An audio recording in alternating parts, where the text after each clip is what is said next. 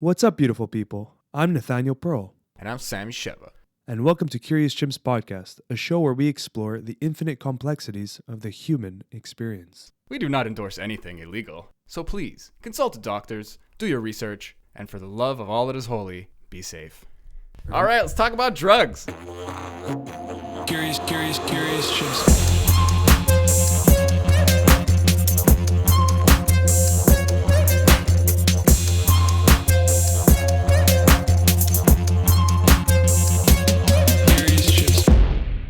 We're gonna be like 50 when the technological singularity hits. You gonna plug into the Matrix? You guys gonna get your robot legs?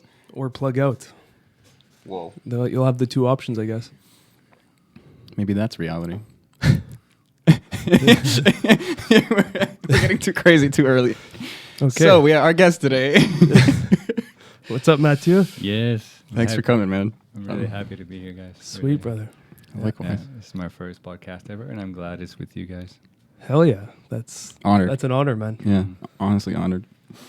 Damn. I remember yesterday, even today, I was like, fuck, Mathieu's coming. Like, this is like a big deal to me. I'm like, I was like running, so much to ask you, but then when you have too much to talk about, you kind of stumble on what to start with, you know? So I'm just going to kind of let it flow. Yeah. But yeah, I mean, you're a really cool dude. You got like some crazy life stories and you do stunts and all that kind of stuff for movies. Like, it's endless what we could talk about. Yeah, I just came back from an interview for a movie, and we talked about so many things. And when you talk about too many things, it feels they just stay on the surface of everything, right? It's true. Sometimes it's just nicer to pick one or two, and it takes you deeper. Right? I think We'll try to do that here. We have that problem though. Every we have podcast. that problem. Yeah. But like we talk about something and we go on like 40 minutes and we're like, oh shit, there's so much more to talk about. But it's always perfect, you know. Yeah, of course. Yeah. I rather know like a lot about one small thing than just like cover a wide spectrum, you know. I guess it depends on mood. Sometimes I feel like I just tag stuff. It's like a little ego reaction. It's like, oh, I can make that more interesting. It's like, hey, that thing you're talking about? What about this? And you're like, oh. Yeah. But you are veritably changing the subject. So it's like, maybe you're missing the point. Like, what were we just talking about? There was a momentum and energy. Like, I don't know. We have a hack here. Sometimes we just ask the guest, like, introduce yourself. I don't know if you want to like resume your life. I know it's kind of a weird thing to do, but Yeah. like, Well, yeah. I mean, my name is Matthew. For work, I do stunts in the movie business. And I've been a professional extreme inline skater, like a skateboard, but with inline skates all my life. I mean, not professional in my life, but I've been skating most of my life. I've been traveling to Peru for 10 years every year. I've been doing a lot of meditation retreats and just being a human, you know, like eating and watching a movie with my wife. playing some guitar. I play some guitar. Yeah, actually, I play music too. That's what I was saying. There's like a laundry list. Yeah. So, yeah. That's not so easy, eh? I mean, no, it's not easy because you say things you do. Yeah. And when it comes to things you are, then it comes to a place where there's not much to say, actually, if you know what I mean. Like, Yeah. Maybe for you, like some people have, like if you ask, like, what's your favorite movie? You're going to give an answer that's like reflecting of what you want to show about yourself. You know, like who has a favorite movie? We've all seen like hundreds of movies at this point, probably. I know I have. So it's like, I mean, you've done so much inner work that what is left to, what are you labeling? You're like, I'm a guy, you know, like it's like, what are you? I am being me. Like you give a weird, convoluted, mystical, like philosophical answer. And then maybe if you're lucky, you're like, oh yeah, we get what you're saying. I think that the easiest thing to do is to say, hey, I'm Matthew. That's You know, it. there's a story that I like about this. There's this Western guy goes to a Buddhist retreat, right? So everyone has a room for them, and so the master comes when the guy arrives, and he looked at the guest with his piercing eyes, and that's the master, right? Who are you? So the guy's like, okay, this is a deep question I have to answer, right? Well, I am awareness. I am pure awareness. No. I am the whole universe. I am nothing. And the old master just take his book. No, I just need your name for the registration. Right? So, You're like, how do you spell that? there's no need to say something spiritual about it. I can just say I'm Matthew. I skate. I play music, and I have a wife, and Yeah. That's the human condition, eh? It's just trying to create this extravagant meaning behind a lot, like something as simple as who are you, you know? I think a lot of us have fun seeing the play of ego within the spiritual context as well. I think we have a laugh at that now. It just becomes the joke, right? You're like, you want to expand and kind of feel intelligent within a certain field, but this field destroys that on purpose. So you're like, you just get stuck laughing. You're like, oh. Yeah, I think we all get cut in that, at the beginning. It's a normal part of the journey, I guess. You go home and then suddenly you're the spiritual one, and then you look at your family and there's a huge separation idea there, and judgments there too. But it's not really a conscious thing. Eventually it gets brought up and then you see it for what it is, but it's part of the journey. Yeah. Oh yeah. I think that's why I partake in ceremonies and stuff like that. It's just, I feel what ayahuasca kind of does is it's not a slap in the face, but it's a reminder to not veer on the right path, but to not get confused in the illusion of what you think you are and what you think reality is. It's kind of like, it's like an ego check. It's just a reminder that, hey, you're taking things a little bit too serious in life, and just carry on with that, with that accepting and relaxed mentality, Yeah. That can be so tough, though. It can do that, and also sometimes it can reinforce also lots of ego. Very subtle, but still, I drink ayahuasca, and in Peru, sometimes you see people, not judgment, but we all do that. And you dress a certain way, and then you become identify with someone who drinks ayahuasca, and it can be very subtle where you start identifying with that. And it's not wrong or a moral thing. It's just a natural thing sometimes to identify with what you're doing.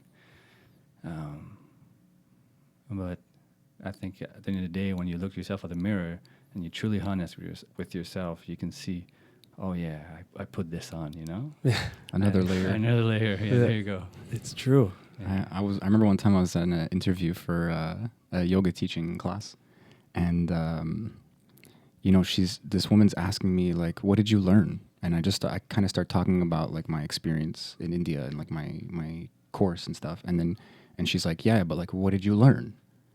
And I was like, didn't I just answer that? And she's like, no, like talk to me about like the postures and the sutras. And like, she just starts kind of quizzing me a little bit. And she's like, I don't care if you have like, long hair and the mala beads and shit.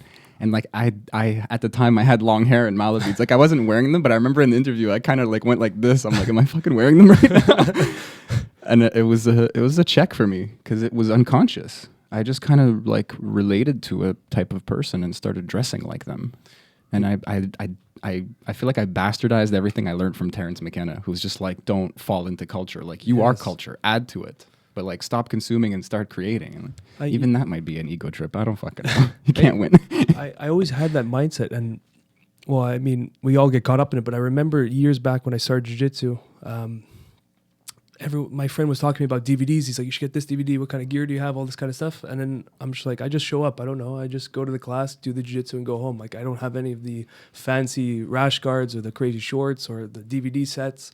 And that was just my mentality going in. I'm like, I'm here to learn. Like you don't need to you see that a lot in sports. Like people will get immersed in the culture of the sports. Like when I used to cycle too, my friends would wear like the expensive gear with all the sponsors' names on it, get the special handlebars, the special cup holders. And at the end of the day, we're just cycling. Like let's fucking cycle, man. We don't need to look like a pro cyclist, It's so funny how we just get caught up, and then that translates to everything, Yeah. And then if we feel like it, we can wear the beads. I like the beads. I wear the beads. That's fine. But I don't put a meaning onto it, or I don't make myself special or more spiritual than someone that doesn't wear beads, I just like the beads somehow. It feels right to me. Some people, it feels right to them. Yeah. Yeah. It starts becoming personal, yeah. I remember recently a friend of mine, like we we kind of jive on a lot of this like Indian culture, and he has like these big rudraksh, like these huge seeds, and like it's like a mala, but they're big. They come in shapes and sizes, you know. And mine was broken, and like traditionally, it has to have 108, or else it's like bad luck or whatever. So I was just like, okay, I won't use that one anymore. Like it's messing with my energy or whatever. And I just kind of left it and walked away. And he's like, aren't you gonna like? It's like, this is sacred. Like, aren't you gonna like bury it or whatever? Like these are seeds. And I just kind of looked at him, and I looked at it, and I went, it's just seeds and rope, man. And I just walked away. And he had this look on his face, like I didn't realize, like I just did like a badass like walk away from an explosion moment. Yeah. But I just had this moment of clarity. I'm like, this means something to me. And if I try a little, it's uncomfortable, but I can just kind of pick that meaning up and put it on something else. It's just fucking seeds and rope. It really is. What it means to me is the practice. And that's what's cool, because you could do it on your fucking fingers if you want to. You just got to keep count. Like, what am I holding on to? I don't know. Images, man. And it's all unconscious. That's the scary part. You don't notice you're doing it. And then suddenly you're caught in it. Attached to it. Yeah. Hopefully you laugh at it. I mean, perhaps everything has its place and its time, right? Like there's a Buddha face on the wall there. Having scriptures or images or symbols in our house, when you see it, it brings you to that also within yourself, right?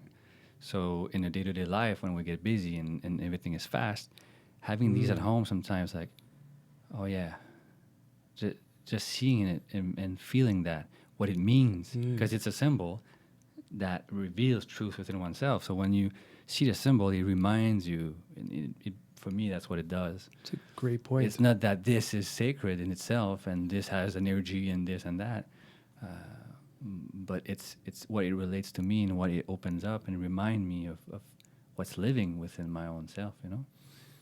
Yeah. That's a good point. That it's like images, when you see an image, you get a response. So if I see a McDonald's logo, I'll see like, oh, it's cheeseburger and fry. Like I like McDonald's, you know? If I see like Buddha, like, oh, that's embodying like stillness and meditation and like oneness and just unity. Yeah. So like just glancing by that might give me a brief moment of just, and then continue on. Yeah. I never really thought of it like that. Like an anchoring of the actual meaning. Like it's not a dress. It's not a decoration. It's like a tunnel into some profound thing. But it's the same thing when you see that McDonald's sign. You're just so used to it. You recognize it. It's affecting you the same way as if you want to go eat. You see it. You know what it is. So that just you go on about your day. But if I see that and go on about my day, it's just like little pokes. You know. If you dream about being a professional basketballer, you have poster of Jordan and Shaq O'Neal and all those guys. It's inspiring. It shows you that there's something possible. There's an inherent possibility in you to become that. And so these symbols are, you know. Yeah. Whoa. I just remembered. I remember a documentary, I think, on Ronaldo, the soccer player. And when he was young, he carried a soccer ball everywhere he went. Just had it in his hand. Went on the subway with the soccer ball, just dribbling. But everywhere he went, that was like that's what he was embodying, you know. That's how I learned didgeridoo. I just started walking around with it. I just never was going to practice, and my roommates hated the sound, so I just started walking around with it. I'm in the subway, just whoa, whoa, whoa, whoa. You're a brave soul, man. Wow. At the time, I didn't care what people thought, but like then my friends started kind of like, "What are you doing?" And I just kind of clammed up, but that's another story. I gotta get that muscle again. You gotta get that guy back. I want to go to the metro with you. It was the PVC one, like the one I made at home. I just got some beeswax around it. And like you hum, like you drone with it, so you make like these dissonance and resonance, and then you do like dog sounds and stuff. Like I love it, man. I just love it. And I picked a chick up with it, actually. Damn. Yeah. Fuck you, friend who told me. What was it, Jeremy? Fuck you, Jer. I love him. I'm sorry if he's watching this. I was gonna say something cool though. I forgot about it. The didgeridoo. Symbolism. It'll come gone. Back. You talk about the circle ball, bringing something with you where you go to. Yeah, no, I was just gonna say Clapton walked around with a guitar when he was young. It. He even had the record player with like the trombone that the needle. He would set that up like on a park bench outside of school and just like play to old like blues records and stuff. Powerful Clapton. Imagine the work of like bringing all that shit. Mathieu, I wanted to dive into because I see you now and all through all the work you've done, and you know, it's like there's a shit ton of life events that happen and wisdom that attained you to get to where you are right now. But I'm curious, how did this start, the journey in plant medicine and meditation and all this? Like, were you always this way, or were your family members like this, or it was just something you veered off into? There was always a feeling of a connection to something transcending or something deeper than, you know, the mind and matter, or something deeper than this reality, even though... And the words even. Like Exactly. And there was always a profound connection to something. And growing up, my parents were not religious or anything like that. And no, they weren't practicing spirituality or any meditation or anything. And there was, when I was going to bed young, there was a cassette tape, you know, in the auto reverse. And on one side, it was The Little Prince, the story, narrated by a guy. So I learned that story by heart. But when the cassette tape was going on the reverse, it was kind of like a Gregorian chant. I said that in English. Chant Grégorien. Gregorian chants, yeah. Yes, like love you, Jesus and Lord and stuff like that. And somehow it was resonating in me. Resonating. Thank you very much, my English. And I thought it was so beautiful. And yet I have no clue who was Jesus, because I wasn't going to Catholic school at school or taking classes. And there was no mention? No. Oh, yeah. No, it wasn't a thing, right? And at the age of 12, I asked my parents, I said, okay, I need to be baptized. Now it's time. And they both look at me like, what are you talking about? Like, where is this coming from? You never had any Catholic classes or anything like this? I was like, I don't know, I need to be baptized. So they sent me to this old lady. I think she was a sister before or something, retired sister or something, to learn the good news and the teachings and the message of the Holy Spirit and Jesus and the whole thing. And she was so in love with the message, with Jesus, and she was so passionate about it. And I remember after every class, she would give me a chocolate bar, you know. So now I kid it. I play jokes. I love Jesus and I love chocolate. It's paired together. But her Jesus was less like a religious Jesus. It was more the teaching and the message and the heart of the Christ, right?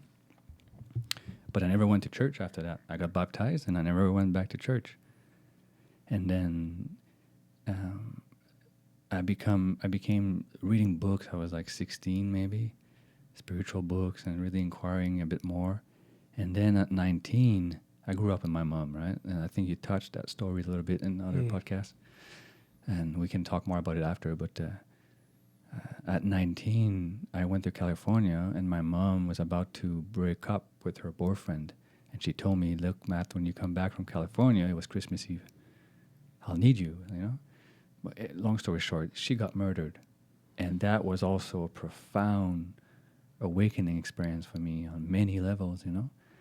And seeing my family, obviously I knew him. Like, I loved the guy who killed my mom, and I still love him today. He passed away now, but knowing how much he was suffering, and then he acted out of that suffering, and I saw my whole family reacting to that in a normal human way, you know? But some of my uncles, there's so much anger and so much resentment. One died from a heart attack. And so I was seeing him in anger, in hell, basically. And I saw my whole family reacting to that and falling in hell with him, just like that. And then I really understood the power of true forgiveness. And for me, it was an anger. It was just, I had sadness, of course, but it was like a deep experience for me. So there was that. That was a big moment. Oh, did the dog farted? Good timing. Nice. I'm just trying to ignore it. It's the worst possible time. So, ooh, that's a good one too. That's a great one. And there was that. That was a big one. And then eventually, I was a stuntman and very busy, a big career. And I remember being in Toronto in traffic, and I looked to my left. There was people in their car like this, and I looked to my right, people in their car, and then I look at the mirror, and I become frightened to, in this life, not know what I am ultimately, to not free myself, to not touch of what Buddha or Jesus, any master or anyone actually who realized that. I got frightened to miss that opportunity as a human being. So I got to work and I quit. Half show, I was doubling a lead on a transporter, and I quit halfway, which you don't do when you're a stuntman. It's very bad for your name, your career, and what people might think. And so I quit, and I drove back home, and I booked a trip to Peru. I had gone to Peru already, but I booked a longer trip, and then I started to do a lot of meditation retreats and lots of inquiring, observing, praying. And sometimes, of course, there's days that am I doing this for, like, you confuse, and it's every journey is like this, you confuse and you quite don't see, but there's something, and some days it's very clear, oh yeah, that's it, and then yeah. But with time, things got very clear, and clearer and clearer and clearer. And I'm sure there's a lot more to arise, but now there's a lot of space. Obviously, there's a lot of clarity. So yes, that was quite, like, in a nutshell. Yeah. So when you obviously found out that news, I'm sure it was like a surreal moment. But in your practice, were you already developing like that separation of attachment? No. I had no practice at that point. I've read a few books, but nothing. So when I came back from California, I wasn't close to my dad. So I had 2 messages from him on my phone. Hey, Matthew, call me. This is important. We need to talk. It's like, oh, my dad wants to get close again. That's awesome. Second message, him again. Matthew, call me. Because it was on the news and everything. So you didn't want to, right? And then when he showed up to my door, I looked at him and I knew everything. Oh, I said, it's my mom. Because I had an apartment in Nogay at that time. He said, yes. She's dead. Said, yes. He killed her. Yes. Like, I knew everything. And I remember I just sat on my bed. And at first, there was nothing. There was no emotion. There was nothing. It was just like...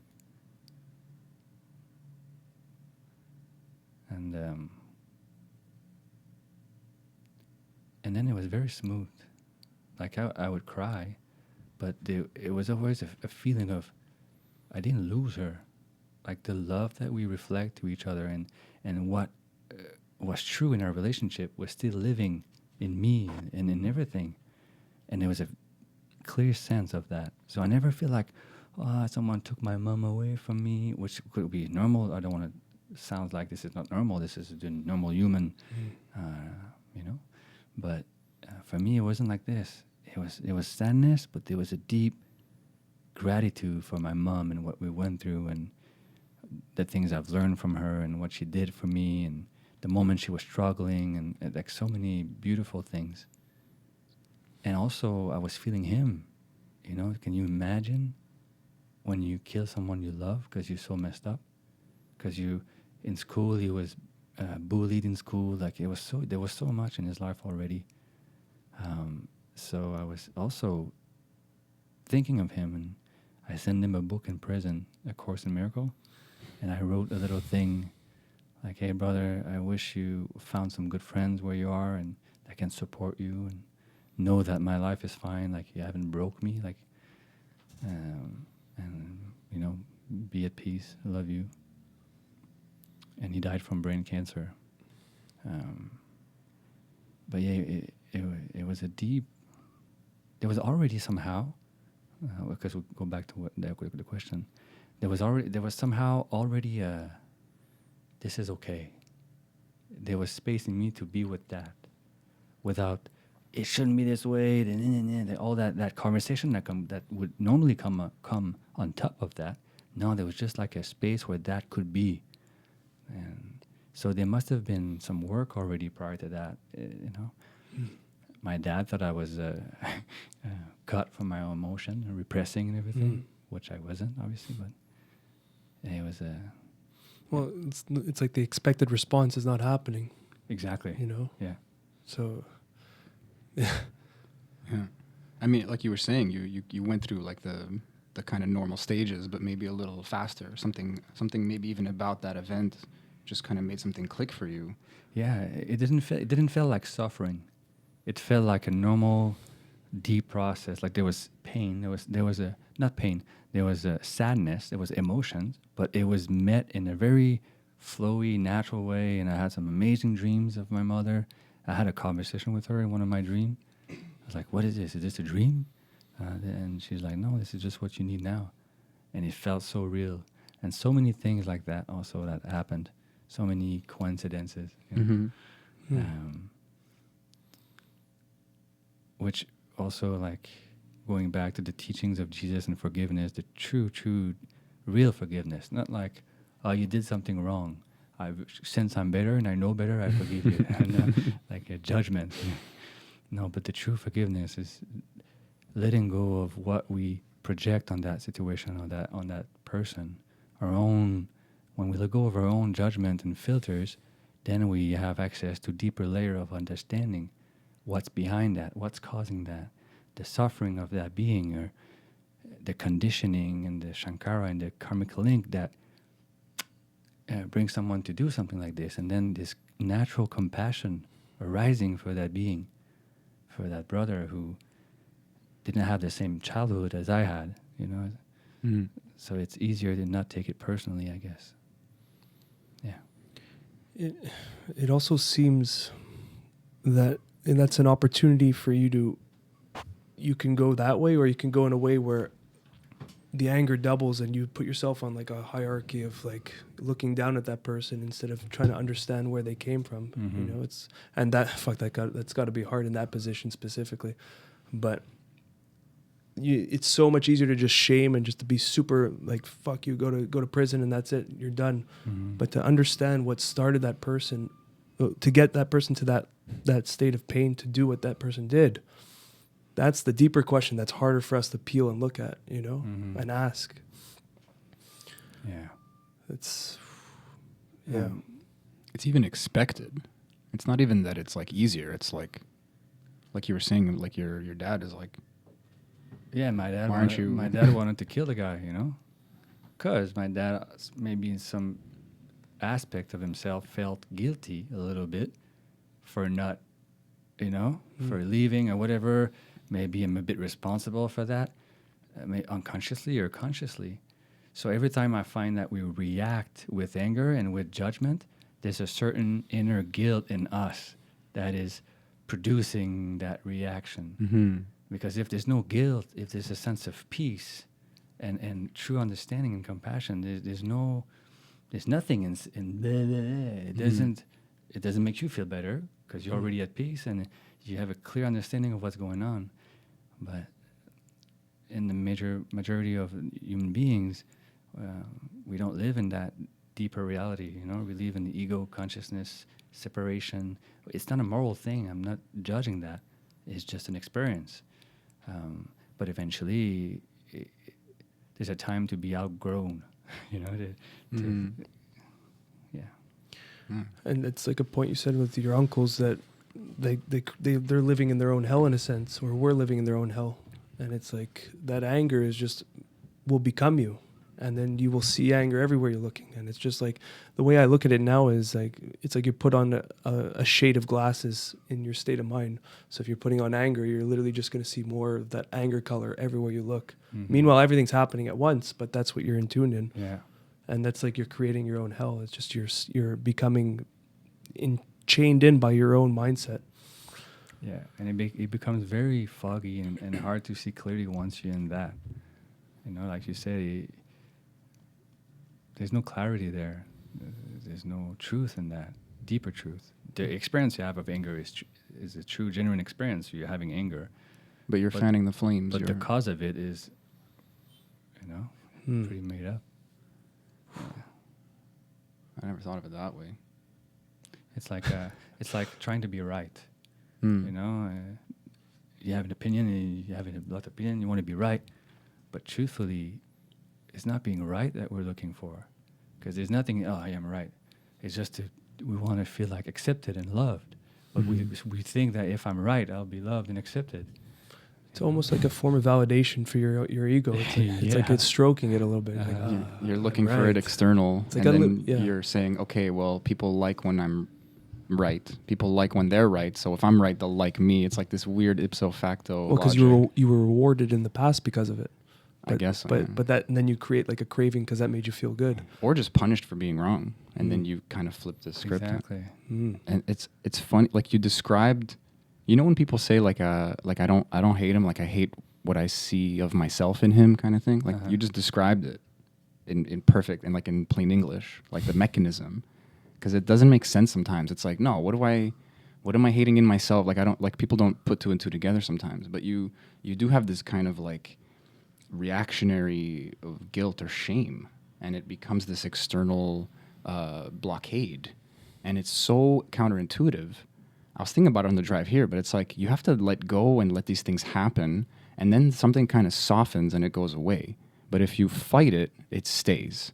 If you try to get rid of it, it stays. What the fuck? That's so ass backwards, but it's like we've just been taught to do and to create and to melt and morph everything to function for us. And it's like you have to kind of let the river do the job, and then you kind of gain the power of the river in this weird metaphor. And that's not always easy. And I mean, did you feel like you had a choice? Did you feel like you had like two doors and you kind of took the right door? It just kind of happened. It just kind of, you got some karma or something. Like, do you believe in reincarnation?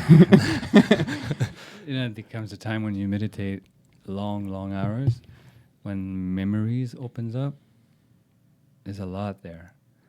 Now it would be easy to make a story on top of that. Say, hey, I was this in the past life, and it becomes a thing. Yeah. Well, actually, everything is now. Like Sammy and Nate or myself or Matthew, really we're just a result of everything that, we're a build-up of this world. Matthew is a construction, like the Matthew, I mean the person, the past, and is a construction from the world. So to hate the world, right? Yeah, you lose the plot. It's like it's like me and the world, me versus the world, me with the Exactly. world. It's all just one glob. It's tough to say that because we're saying that we're here, we're having the third person perspective. You start getting into duality when you're a smart ass like me. Like you need to answer the kind of questions, It's just both, I guess. It's like no. Objectively speaking, yeah. Like it's not about standing on the shoulders of giants or something. It's like you are literally like borrowing like earth and plant and animal and whatever you choose to ingest, and all your genetics from your parents, which is a lineage of genetics that stretches back freaking billions of to stars. Yeah, exactly. Yeah. That's karma. We're literally just like a crashing wave, like they say, but for real. And yet, I feel like once you start to take responsibility for how you feel, for the emotion that arises, for your conditioned, build-up mind, everything becomes an opportunity. Every triggers are so good for that. Special relationships, like girlfriend, family. When they trigger us, there's always an opportunity there. And so at first, it's like, yeah, you're fully responsible for how I feel. That's it. You're a stupid ass, and you make me feel this way. And eventually, okay, yeah, 50-50. Part because part of you and part of me, I feel this way. But eventually, oh no, shit, 100%. Otherwise, you're always a slave from this contract, right? So you take full responsibility, and that becomes it becomes a blessing. I must. Yeah. It's in my opinion, that's the only way we get any kind of free will, like to escape your. I don't know.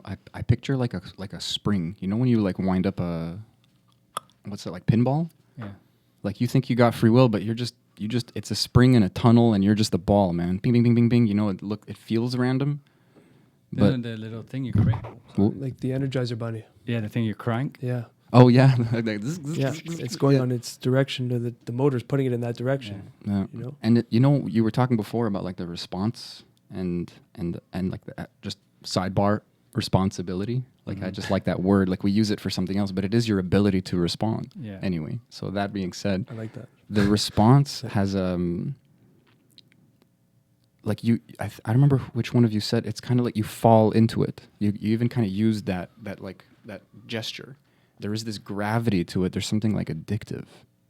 We want to be separate. We want to have that excuse. It's your fault. We want to get mad. We want to suddenly shift. On the drama. Yeah, we do. Is it that simple? Is it like just this ego fun? Like maybe it's just the TV culture. I don't know. But it is there. We kind of crave drama. Even the people who are like, I'm not about drama. Like that's their own little form of drama. They're the quiet guy in the corner who's gonna fucking snap if you push him. Because I left you alone, so you gotta leave me alone. There's a little contract going on in their head, you know? Yeah. And as far as they're concerned, everybody signed, but like no one signed. There's no contract. You're just here. My view of those is it's a distraction from the deeper layers of what's going on. It's like you're stopping short, and stopping short is just an easier place to stay. Mm-hmm. You know, and then when you start unpeeling, you can really start to find more. Like, we'll use your whole story as an example. That had you just been angry, you stayed angry, you hated him, and maybe your life turned into a more angry path, or maybe you still did your things, but you had this underlying anger that just was always in the background, like a white noise. That there's a layer there, there's a chunk that's just never been peeled away. It's been labeled as anger, and it stayed as anger. So I think a lot of people will stay in that zone, in that label, and not look at what is the anger, what am I actually upset about, and go in. And you're seeing that a lot right now in the world with misery, and you're seeing depression rates are fucking skyrocketing, and suicide unfortunately is skyrocketing. And I think it's that exact thing. I think it's we're dancing around in the hot pot. We're not looking at the pot, you know, and we're just like, we're cooking. And on the other side of it, I see people also now, I feel like there's like a awakening in a sense where people are starting to ask more deeper questions on what's going on, how they're feeling and stuff. Yeah, obviously, I think suffering is a great catalyst for that. Yes. For asking that question. Because at one point you realize, I want to come out of that. So at first you might try so many things. You might try to be right. Doesn't work. Yeah.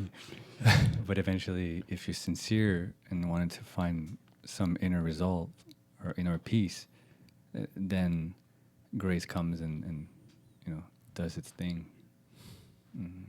Even I think actually suffering is also grace in its way. I think there's a quote in the Bible that says like the last shall be first and the first shall be last. I think something like that. Jesus said that. Sounds familiar. And whatever that means, you know, for me, the last shall be first is the last in this world, in this 3D reality, are the ones that are suffering. You know, they're and the first are the kings of this world. Everything is which is fine. It's an experience. No judgment here. But when you're at the bottom, you want to come out of there, and often it will result in someone leaning towards spirituality, or leaning towards self-inquiry, or leaning towards meditation, and they find their way first to the kingdom, to the own, because I think every human being is looking for that, whether it's through buying a Lamborghini, high speed like highway, whatever, or whatever. I feel that every human being is looking for that sense of home, of wholeness, going back to wholeness. And most of us can't even sit quietly for a day without being bombarded by our own content. So I had a guy, we were having a ceremony, and I was sitting on the couch with a guy, and he's like, yeah, when this silence it becomes uncomfortable, like silence is very uncomfortable for people. And I said, I know what you mean, but the silence itself is not uncomfortable. It's what we bring in silence, because silence is pure peace. It's close. It's our own flavor. you know, or before flavor, but like It's like a vacuum or a canvas. exactly, it's our own, so our own self, like silence, space. But what is it that we can't be comfortable with in silence?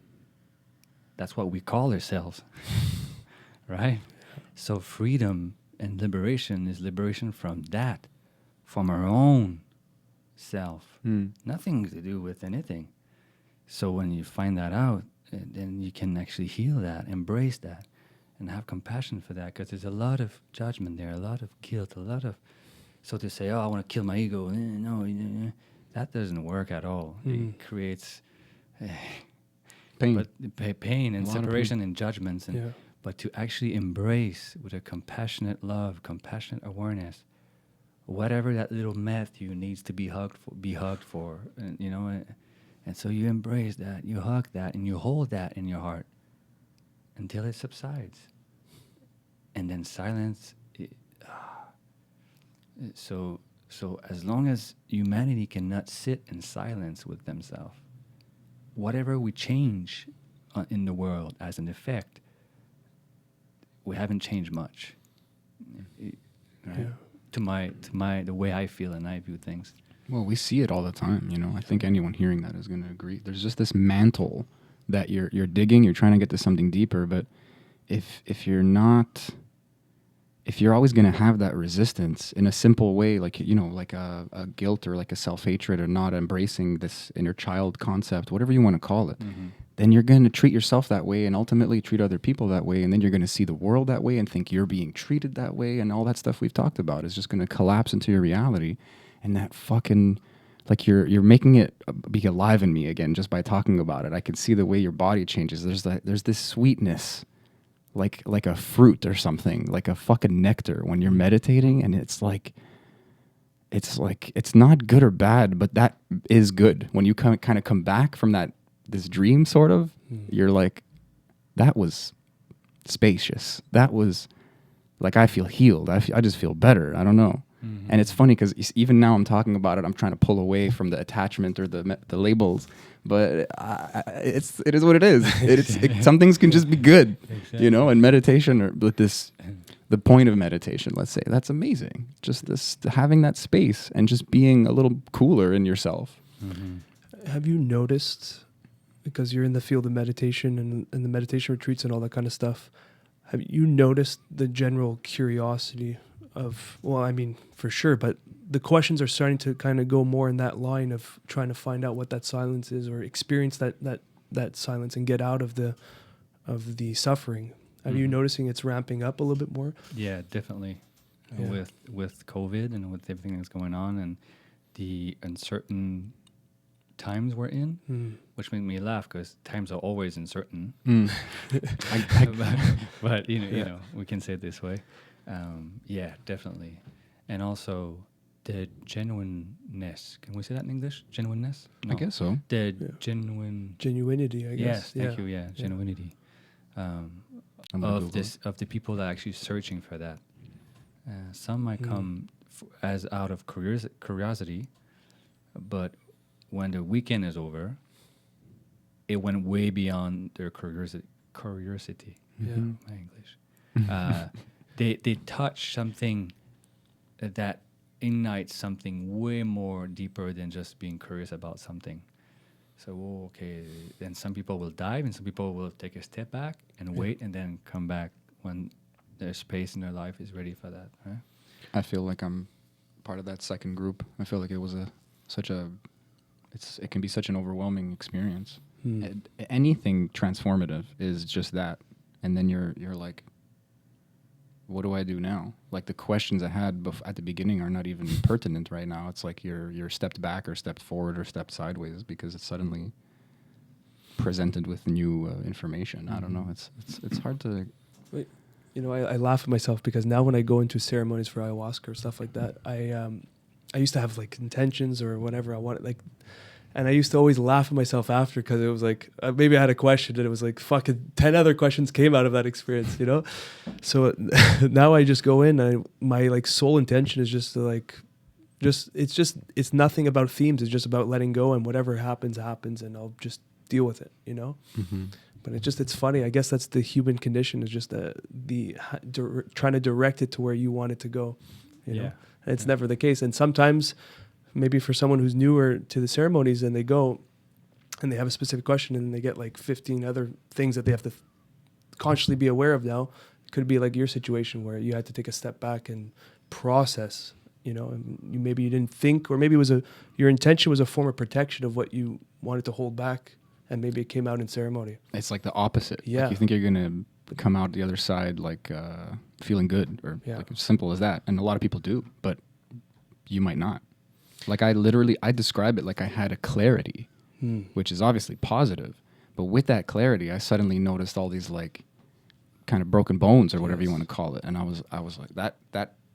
Then I maybe felt guilty or depressed. Like that's that second arrow that we always talk about. Like that might have been my doing. Because I'm not ready to just go, oh, that's the work I got to do. Like I had a lot of intentions and stuff, but it's not what you think it is, because sometimes you don't know what's wrong, and that's why you need that, and that's why you're there in the first place. You're just kind of like perdu, like you're upside down, or like some people don't know it. You think you have a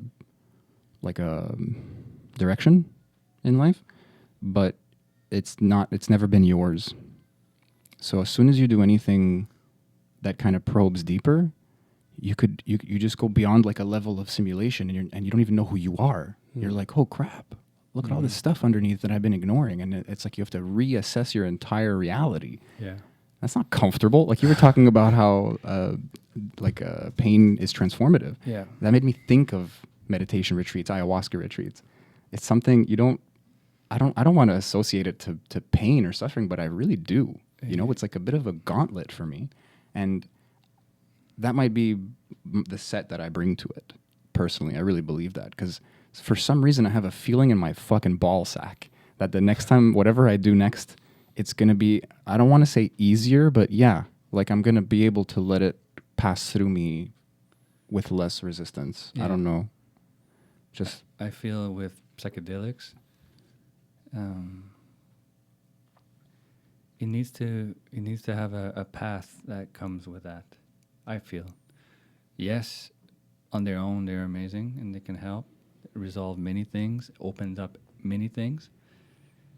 But without the awareness of equanimity and a backed up awareness, to not be so identifying with that content that might arise during a ceremony, you can get trapped in many things. And then you can become like, oh yeah, I see these things, I talk to this, but you actually never see. You're still stuck on you know, but with equanimity, like you were saying, now you go ceremonies and you don't bring your own, you just let it revealed, and from that place it becomes very clear and very still and very open. Whatever might arises, because every sensations in ceremonies, like the heavier sensations, everything, it's all from the subconscious coming up. So when you can observe that with an equanimous mind, with I call this like I am the space, I am the compassionate space, and that all of me, all of that can be as it comes, and that's fine. And in that space, it gets integrated very quickly. It moves very naturally and fluidly. When we don't have that awareness very established in ourselves, then it comes up, our reactive mind goes, and then we create knots and tangles, and then we become identifying with that content. It's a very different ballgame. But yeah. So when we work with those substances, with those sacraments, for me, it's very important to have that awareness. Yeah. You know, you were telling me for years to do Vipassana, or to look into it, and I was hearing it. You know, the way I go about things now, sometimes if you hear it like 3 times, you got to do it. You know, and I started hearing it from all angles, and I'm like, okay, this is more than 3 times. I'm like, it's calling to me, you know.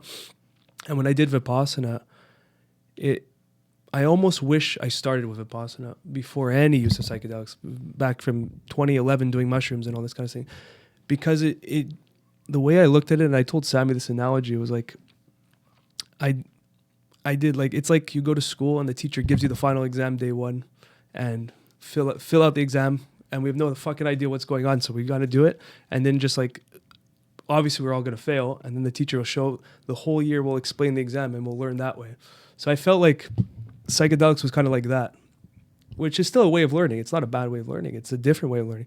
But what Vipassana did was like, would have gave me the blueprints to navigate way more effectively in the psychedelic realms, because I did fall into the traps of like the getting attached to the emotions that were in there, or the sometimes just even the visuals, and be so amazed.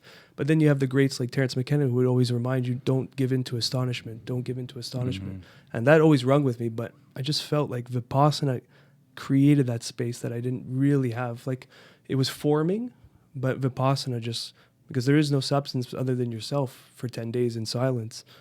And by the 10th day and by the end of the ceremony, I felt this like call it space again, but I just felt it.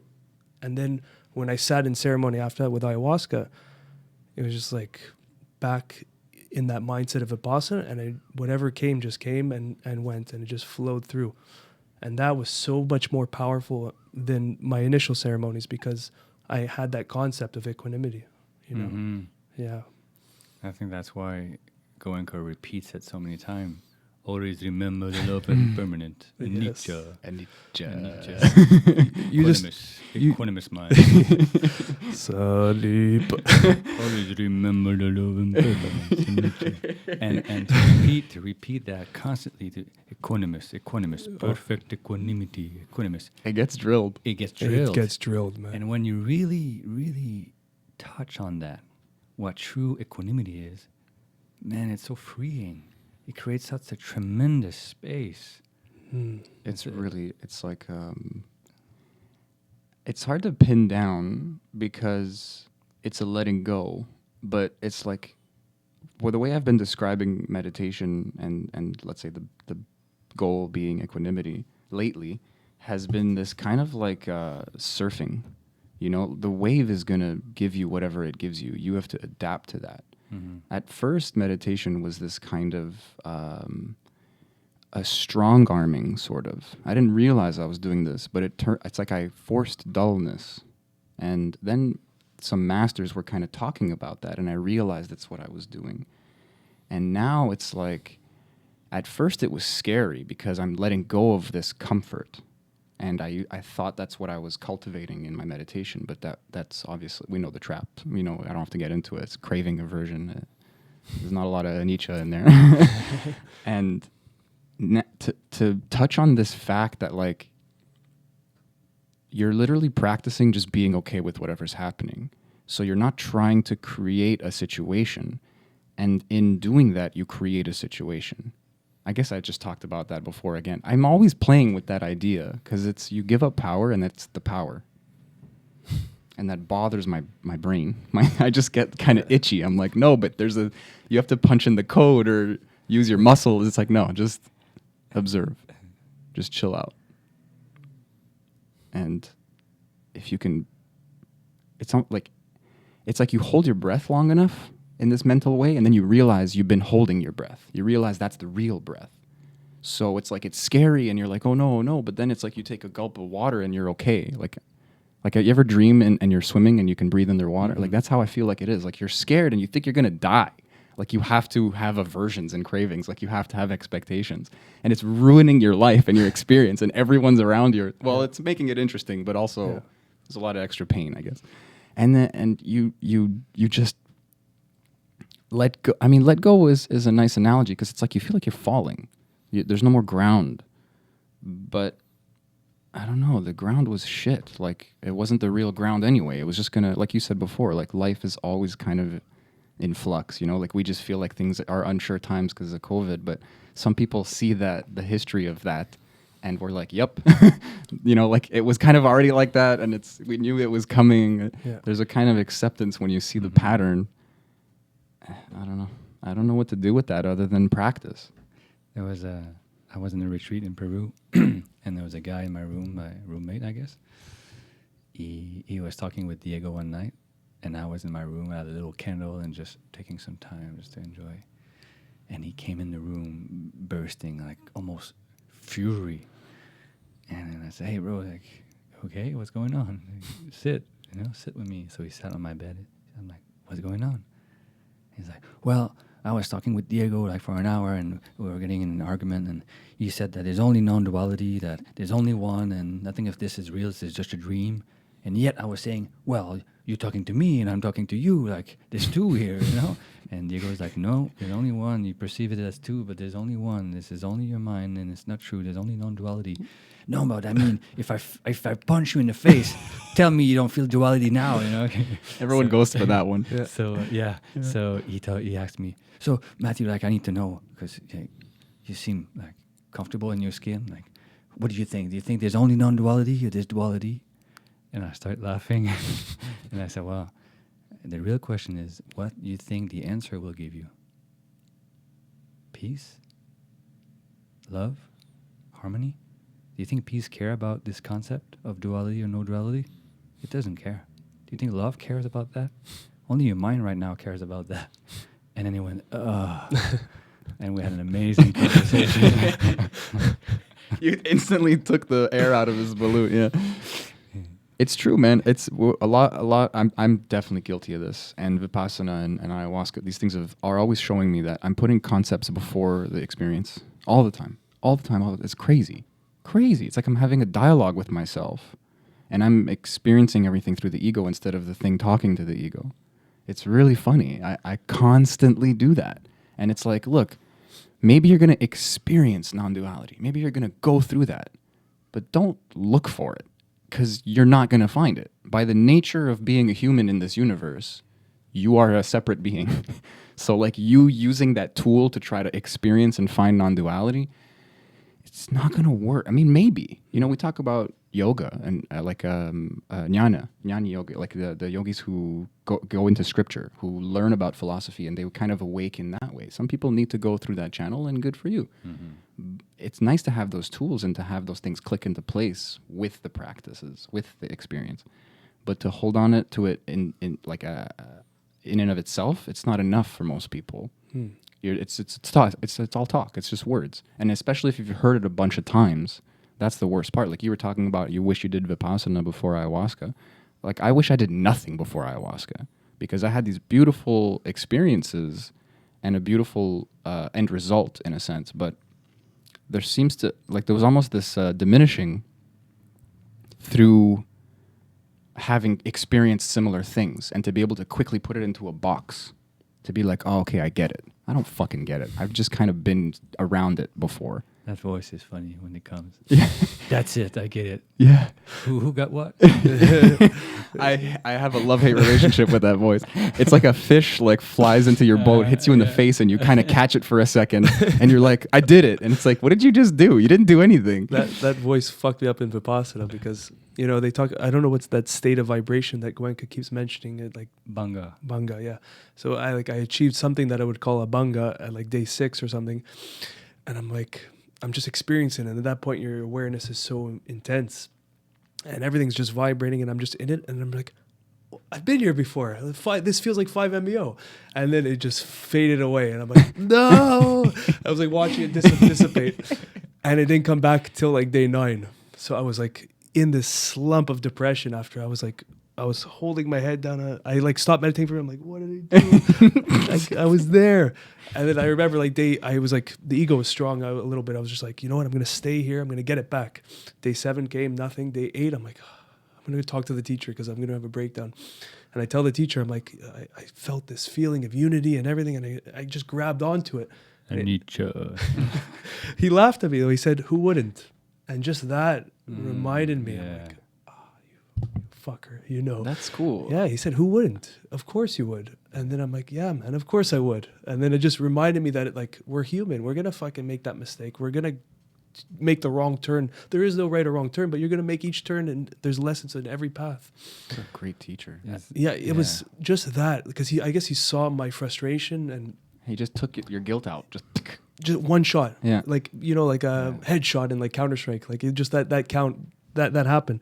And I remember meditating after that. It just was because I realized what was fueling all that anger was just the ego craving that sensation, and it just released. And then that state of mind came back, in a more subtle way. It was still like in the lower stages, but it was all perfect. There was no more attachment or a craving to get back to that too quick or whatever. Yeah, and these deep state also might bring up deeper content as anger or anything. And then the story on top of that anger is I want to get that back. But truthfully, it's maybe not the idea of wanting that back that creates this anger, but maybe a deep Shankara, a deep pocket of anger. And then the conversation on top of that is it's because I want to have it back. That's like that safety layer I was talking about. It's like a new layer of just protection. Focus on the anger of it, but what's under that? There's a beautiful book by Jack Kornfield, After the Ecstasy, the Laundry. So he has his teacher Ajahn Chah in Thailand, and he heard of a different teacher who teach long hours of meditation, and it brings you to the 7 jhanas, and so you can have all the mystical experiences and whatnot. So he asked his teacher, "Would you mind if I go see this teacher because he teaches these and you don't?" He's like, "Of course, you go." So he went for a year, I believe. And of course, when you meditate for 20 hours a day or whatnot, you go into those deep absorptions, and you have those mystical dissolution experiences and whatnot. So he came back to his teacher, and his teacher said, "Oh, how was it? Well, I had that experiences, and oh yeah, and I had this experience too." And his teacher smiled and said, "Well, I don't know if he smiled. I'm just adding it up for now." He smiled and said, "Well, other things to let go of, huh?" So good. He just came back with the collection of like stuff, and he's like, Yeah. back to work, I guess. Yeah. Hey, we need to clean the garden now. I love that. I learned that through the siddhis, like this concept of like gaining powers. And every teaching constantly, it's just like warning sign after warning sign. It's like when you see these, it means you're doing great. Keep going. It's like that's what I thought your teacher was going to tell you. Is just go back to the practice. He was even smarter because he saw the guilt was affecting you. But that's the reminder sort of that a lot of people need. It's like, don't get tripped up. Don't think you're done. Don't look in the mirror and like your muscles and stop going to the gym kind of mentality. Like, remember the French man in the Matrix? Yeah, the Merovingian. Yeah. I love that character so much. So when what's her name? Milaka Bellucci, his wife in the movie? She's in the washroom and she kissed Neo, and she looked at Neo and she says, "He used to be like you," talking about her husband. How do you call him? Merovingian. Merovingian, yeah. He used to be like you. So he was a selected one. But once he got the power, like you were saying, he stopped and he used his power to get a blowjob in a washroom. That's just a very easy example that he does in the movie to make that point. But so yeah, it's exactly it. I didn't see it that way because her name is Persephone, and it's this whole analogy. It's this whole not analogy, but they're comparing him to like Lucifer. He's like, I think the club is even called Hell, like when they go down that like bottom floor there where they meet Anyway, I'm not gonna go into the movie because I remember it very well, and I'm not gonna waste time. But to show him as like a fallen angel a little bit is even more in that symbolism. Like he literally, I didn't know that. Like he's one of the old ones, sort of, and he's just like. That's what I feel. That's what I think. I might be completely wrong, but Something for me, like that's what that was representing to me. Like he had the same powers. He was like you. He used to be like you, but he stayed there to use his power for his own. And Neo went all the way to the source at the end, right? That's it. He followed his heart, and he lost his fucking eyes for it. He let go of the body, but this guy stayed in that place, like kind of stayed at that level, and then he kind of became a nihilist. He was like, everything's cause and effect, and I'm just gonna be the bad guy and like fuck you, And he thinks he's right. He thinks he owns everything. Like he thinks it's all plannable and controllable, and in the end, he's just a dude in a fucking computer. It's also that scene where the Cypher's name was where he was eating the steak, where he's like, I know this is computer programming telling me that this tastes good and it's juicy, and I know it's fake, but it's fucking delicious. Pretty much summing up what he said. So he just basically wanted to choose to just stay there, just stay in the illusion, you know. And then, like you said, if you extrapolate, it's just some guy in a fucking computer game after all that, you know. And that's what we're all doing. Pretty much. I love those movies. They're painful. Do you have any martial arts background? A little bit, yeah. I do. I did boxing. Okay. I still train boxing, kickboxing. I did some wushu for a few years. Nice. That was fun. But mostly, Is it just- with? Is it in like Is it here? It was in Montreal, yeah. Lauren Bernard, the White Crane. No, Oh, okay. no. Yeah. It was Quebec wushu with Okay, Yannick. cool. And then obviously movie fights, so choreographed like it's more like dancing, but it's fight moves, right? So yeah. Do you find like has that been in your life since you were young, or is it like kind of part of your? It came boxing. I was young. Yeah, I was okay. a teenager when I was boxing, but then it faded away. I was just skating, inline skating every day. I was like passionate about this, and eventually, when I got into stunts, then I started martial arts again. Just like a Yeah, just cross training for your job, pretty Yeah, much. exactly. Yeah. So I wonder, like, I asked because there's like a kind of innate, grounded spirituality for a lot of martial arts teachers. You know, it's like you could kill a guy. So like, let's talk about it. It's you know, essentially like mini ego deaths the more you get into it. Because Especially- you're yeah. going to get your ass kicked. You're going to think you're something, and then someone's going to beat the shit out of you, and you're going to realize you're not that person, and you have the option to quit or to reinvent yourself in that martial art. At least that's what I got in my journey in martial arts. I think that's a mark of a real martial arts school.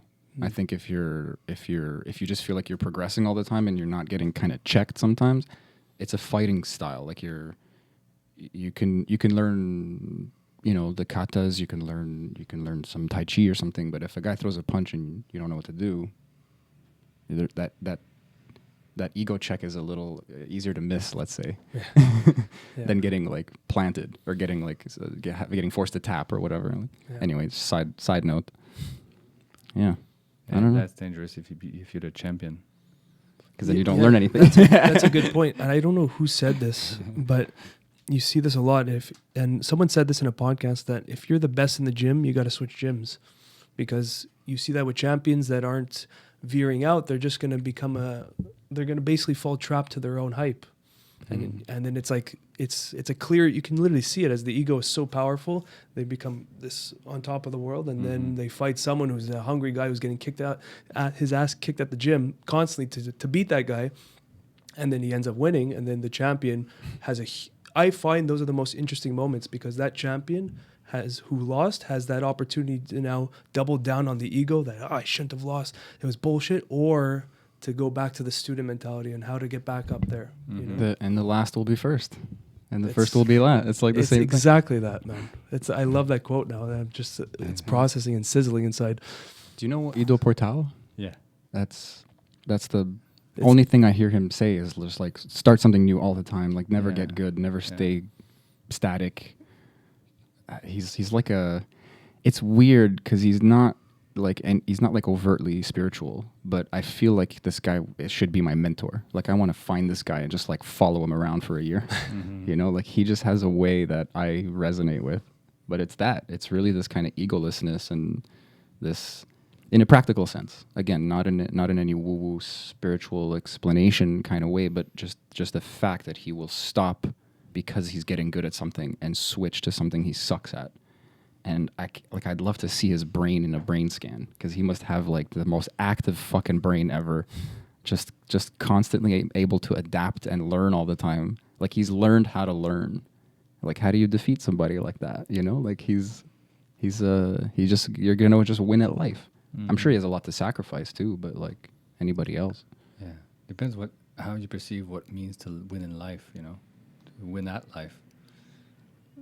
I think winning our life back is the ultimate, meaning your own house, you know, feeling at home, feeling peaceful at home. Not necessarily have to win a championship to feel that, or to do the split, because it's an inner resolve, you know. It's not a real doing. Actually, it's an undoing, and our mind is so built up on doing and becoming, which has its place in its own field, like in the everyday dynamic life. Obviously, you play music, you practice, but I think in the dimension of spirituality, of being, I feel it's the opposite actually. For me, that's how it feels. The less there is, the more there is. The more clarity, the less me there is, or you know what I mean. The more. My friend used to always say, like he would kind of catch me in a certain mood, and he would say, "Stop creating." And I feel like it's touching on what you're getting at. Like there's this imposition, there's this karma or momentum, you know, and if you can wind that down, suddenly it's like all this RAM in your brain is free, and you are like smelling colors, like you are, you know, like you're just plugged in, like to this supposedly false reality, but it's like it's your reality. Embrace it. Fuck it. You know, we can get all into simulation theory and all these fun concepts, but the experience becomes vibrant. It becomes all encompassing. You know, I learned this from lucid dreaming, of all places. There was this concept where people were saying, like, just yell out, like, increase lucidity, like, just try to find a way to make the dream more clear. And it gave me this realization that, like, I'm thinking of all this stuff. And if I think of my brain as a computer, there's all this RAM or space or like all this energy that I could be using to imagine what is actually happening to me, if that makes any sense. You know, like it is a stepping back, but I interpret it as a kind of a grasping or like a letting in. And there's a draft, there's that vacuum, like we talked about earlier. So like you pop open that door and it goes, and it's like I can kind of sum it up. Like one time a yoga teacher said this to me and I stole it. I use it all the time. People say like put your mind on your breath, you know, like be aware of your breath. And then he said, you know what? Put your breath to your mind. Like the way you can imagine a picture or a memory or something, like use that energy, that place in your mind to feel what's going on in your chest. And it like, does that make sense? I don't know. Well, I was doing it when you were speaking. Yeah. Okay. So it works. And sometimes when you can feel this is almost cliche, but when the breath is just happening naturally, you can feel the whole universe breathing. For this long to be breathing, it doesn't breathe on its own. You need the trees, you need this and this and that and this and this and whole elements and everything, and then eventually, the whole universe is breathing here. Feels like, you know. It's true though. It's true. Yeah, like, it's just objectively true. It is true. That's funny because you know, like your friend, and then whole like the story of the non-duality. Like sometimes only when I'm stone sober, by the way. Like I'll look at, it's always with like a dog or someone. Like it's usually animals. I get this feeling. Because with humans, you can kind of talk to them, and I almost have this addiction to like communication and understanding. Like you can elaborate and you can really get into the mess of things. But I just look at a dog or a squirrel or something, and I'm thinking, we are one for real. And the way I interpret it is like I'm at that like kind of endless base, at that pure consciousness level. You realize everything is that. Everything's playing with that. Like rocks are playing with that. It's like just a reaction. The ability to know something is present. Like it's like you bounce. You just like something touches and boom. And I love that. Perfect time. Perfect. So it's like deep down, we're just consciousness. It's hard to put into words. Usually I have an easier time, but now I'm feeling it, so I can't talk about it, which is an interesting dynamic. But it's so beautiful to. With you right now, with him, with Lily, with my dog, often I just go, oh shit, like whatever the fuck it is that animates me is animating you too, but it's animating you. So I don't know what the fuck's going on over there, but the I is Sammy, the I is me over here. The point is not to experience each other. The point is duality. And yet we're trying so hard to shed that and to kind of like jump into this oneness. I don't know. Sometimes I just don't feel it. I think that's kind of what I'm getting at. Is like it's not always true or visceral for me. Sometimes the truth is just my body. Beautiful, and that's a really good That's true. It's true enough. It's like I was reading an article about integration. Very good. My brother sent that to me. And the guy is in non-duality and trying to make a speech to his girlfriend. His girlfriend is just not having it. Come on. And then they get into an argument. Gets people angry. And then they go home. And then he's like, "Hey, honey," he's like, "You wanna, you wanna have sex tonight?" And she's like, "Well, my dual pussy doesn't want any of your non-dual dick." You can say, "Oh, it's non-dual," then you still have desires. You're still. So that's true. The body doesn't lie. The body doesn't lie. And to be connected to that, the senses. To be grateful for the senses. Having a conversation. Listening. Like sometimes I used to have like this belief that no, this is, I have to transcend it. I have to become boom, But no, there's no other place right now that I would want to be because I'm here, and this is so rich, and the connection, even though in duality, in the dual experience, like the stars, let's say, I often say, the stars are just white dot on a black canvas. Like truthfully, it is completely meaningless. But there's something in my heart when I look at them that goes, the connection, the reflection of vastness, of consciousness, of life, and beyond those stars too. But still, when I go home tonight and I know my wife is at home and we're going to have dinner together, thank you. When I come in the dog, it's like we can on this journey we can miss that and try to put that. Oh no, this is not spiritual. For me, it's the opposite now.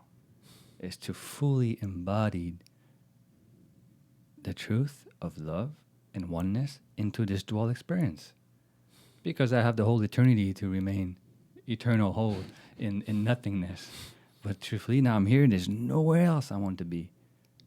Okay, Matt, right now you can disappear into non-duality, into infinite. Do you want to? No, actually. No, I'm here. And this is perfect. And obviously, this is impermanent. Our days are counted here. There's a few numbers limited of heartbeats in here. And it would come to a full stop. Soon enough, actually. So also to remind ourselves of that.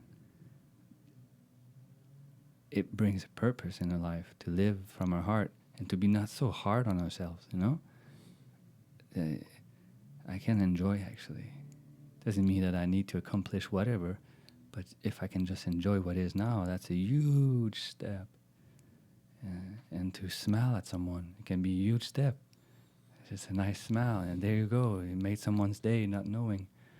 And so when you close your eyes for the final time, if you close your eyes, maybe you die. But then you can say, thank you. Why? Because I loved. I loved my dog. I loved my friends. And I did my best. Sometimes it's hard to love because we have those feelings arising, obviously, and that's okay. But if I'm doing my best to love, then when I'm on my last breath, I'll be fine. Because if you go on the other side, the only thing you'll be thinking of, I could have loved more. I could have enjoyed more. I could have forgive more. That's all we would think if we could think this way on the other side. So, death is an amazing reminder for that. I heard a heartbreaking story. It was in a podcast, but this woman was talking about, I think her time as a nurse in like the ER or something like that, or she heard a story. And she was saying like one of the patients had like a fight with his daughter for like, they haven't spoken in like 20 years. We'll call it that. It's probably, the years are probably off, but let's just say 20 years. And they just never spoke. The anger was so strong between the two of them. And on his deathbed, in his final breath, he was calling for her name. And I remember hearing that. I paused the podcast. I was driving. I pulled over and I was just sitting there thinking about that and thinking of how many people get caught up in that layer I was talking about, that anger or whatever. And then when your existence is coming to an end, because we take it all for granted, and when it really is coming to an end and you can't change it, you realize that all these things you were holding on to are not going with you, and you realize what really matters, you know. And it breaks my heart that that story happened, but you know, you can learn a lot from stories like that, Yeah. you know. One household out of 3 have violence in it, physical violence in North America. That's a lot. So those stories are, yeah, 1 in 3. yeah, It's a scary statistic. yeah. Did it ramp up from the COVID? I'm sure it definitely did. does. Yeah, I'm Fuck, sure I don't it even did. want to look at the numbers now. Yeah. But yeah, So, you know, in meditations or in ceremonies, sometimes you have a memory of the smallest things, the way you looked at someone with anger. Just, you didn't even know if they noticed, but you have those things coming up. And, so, for me, it's like always to do my best to be vigilant, to always send best wishes and be kind to everyone, every human being, because you don't know what they are going through, right? And the harder the people are to be loved, like the more they need it, right? Yeah. Yeah, we got to hear that one a lot lately. Mm-hmm. It's I don't know, it's eye-opening. It's painful. It's like, it's not a sweet pain. It's like, you're just like, oh, I was shitty because I forgot we're all going to die. You know, and then you know, like, it's really it. Like, I after my first ceremony, I called like 4 or 5 people. I was like, hey, I did this that one time. Like, hey, and they were like, but they were like, yeah, I remember that. And like, thank you for calling. Like, it wasn't like all in my head. It was like times I really needed to step back and treat something differently. And because I didn't, it was this lingering energy. It was like this tail. Mm-hmm. And I had to cut it. I had to find it and cut it. And anyway, I don't know, man. It's the reason why I said it's not a sweet pain is because we want to forget it. We want to push it away. And I mean, personally, I don't realize I'm doing it often, but I just like conveniently forget that we're all going to die. And that everything is impermanent, you know, like that you were talking about that story you just said. Like, a couple days ago, I was in a restaurant and there was a song playing. It's some new song. I don't know. I'm not like really up on the beats on the what the young kids are listening to. But it was a beautiful song. This guy is saying something like, if it was the end of the world, you'd come see me. Like, you'd come over, right? And he's asking. So there's this kind of desperation, this sadness. And I started crying.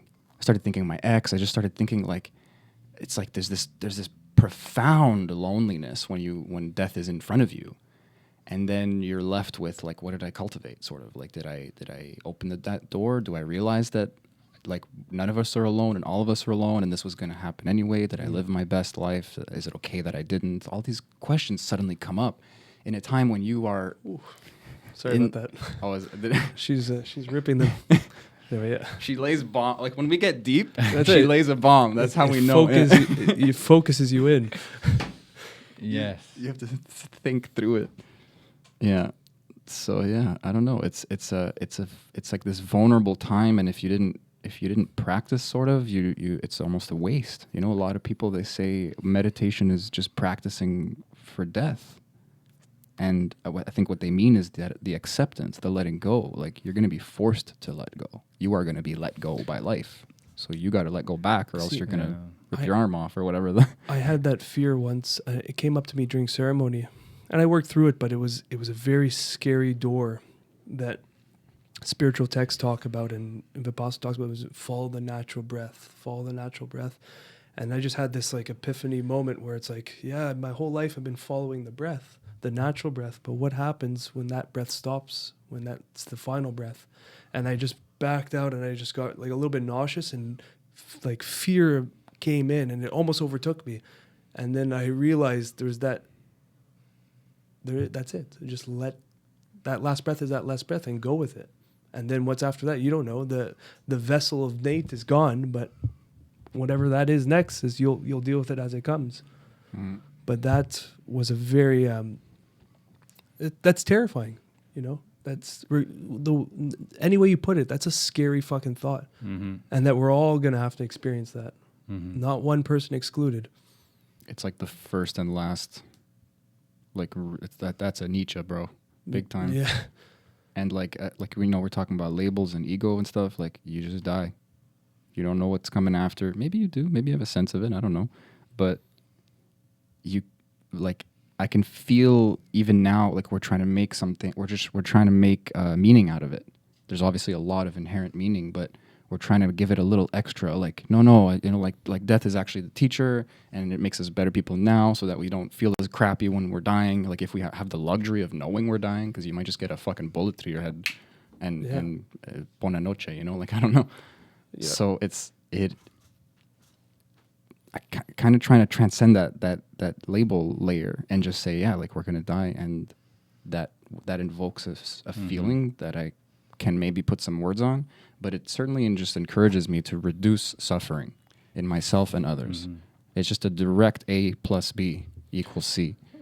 I don't know if that... Yeah, I don't know for you guys, but when I meet someone who was close to dying or had disease that brought them close to dying, they seem always more present. Yes. More kind, more easygoing. They're cramming. We're going to be talking. It's a deadline. We're going to be talking to Chanel soon, but she one of our friends. She was on the podcast. She survived Hodgkin's lymphoma, and I remember talking to her. She was telling me that she has this whole new appreciation for life. That she took her previous life before the event for granted, and now all her goals and everything are kind of not changed completely, but there's like a new layer of gratitude on it, and like a new lens where it's like, yeah, you're so you feel so strongly about this direction, but you're forgetting the fact that it can just tomorrow, for now, right this second, Yeah. And these are such strong and valuable reminders for all of us. And we like, you see celebrities all the time, but when you like Kobe Bryant, when he passed away, that for me was such a big lesson. It was a horrible thing. It was very sad, but it just I came to this like epiphany that if you approached him an hour before that event happened with the helicopter crash, and you said, this is what's going to happen. You're going to die. Your daughter and you are going to die. If you give me all your wealth, everything you've ever achieved, all your medals, all your jerseys, everything, and I'll let you stay 5 minutes extra with your daughter or with your family. He would do that deal like that. Like instantly he would take that deal. 1 minute, 30 seconds, 1 second. And that, I came to that realization when that happened. I'm like, fuck, man, that's we forget that importance, Yeah. There's a story of a Westerner going to India to meet a sage. And so he's in a village and asking people where the sage lives. And hey, he's at a big building, fifth floor, whatever. Okay. And he still wants to see the sage, right? So he comes and he opens the door, and the sage is sitting on a little cushion. And he looks, and there's no furniture, there's nothing. Like, maybe he doesn't live here. So, do you live here? Yes. Well, you don't have any furnitures? Do you have any furnitures? Well, no, this is not my home. I'm just passing through. Yeah, me too. Yeah. So good. Of course, I enjoy my washer machines, That's funny. That's it, man. I mean, tell me if you feel this way. Like, some of this stuff was intuitive when you were younger and you kind of forgot it. And then everyone around you seems to be acting like insane people because they're ignoring these, like, huge, obvious things.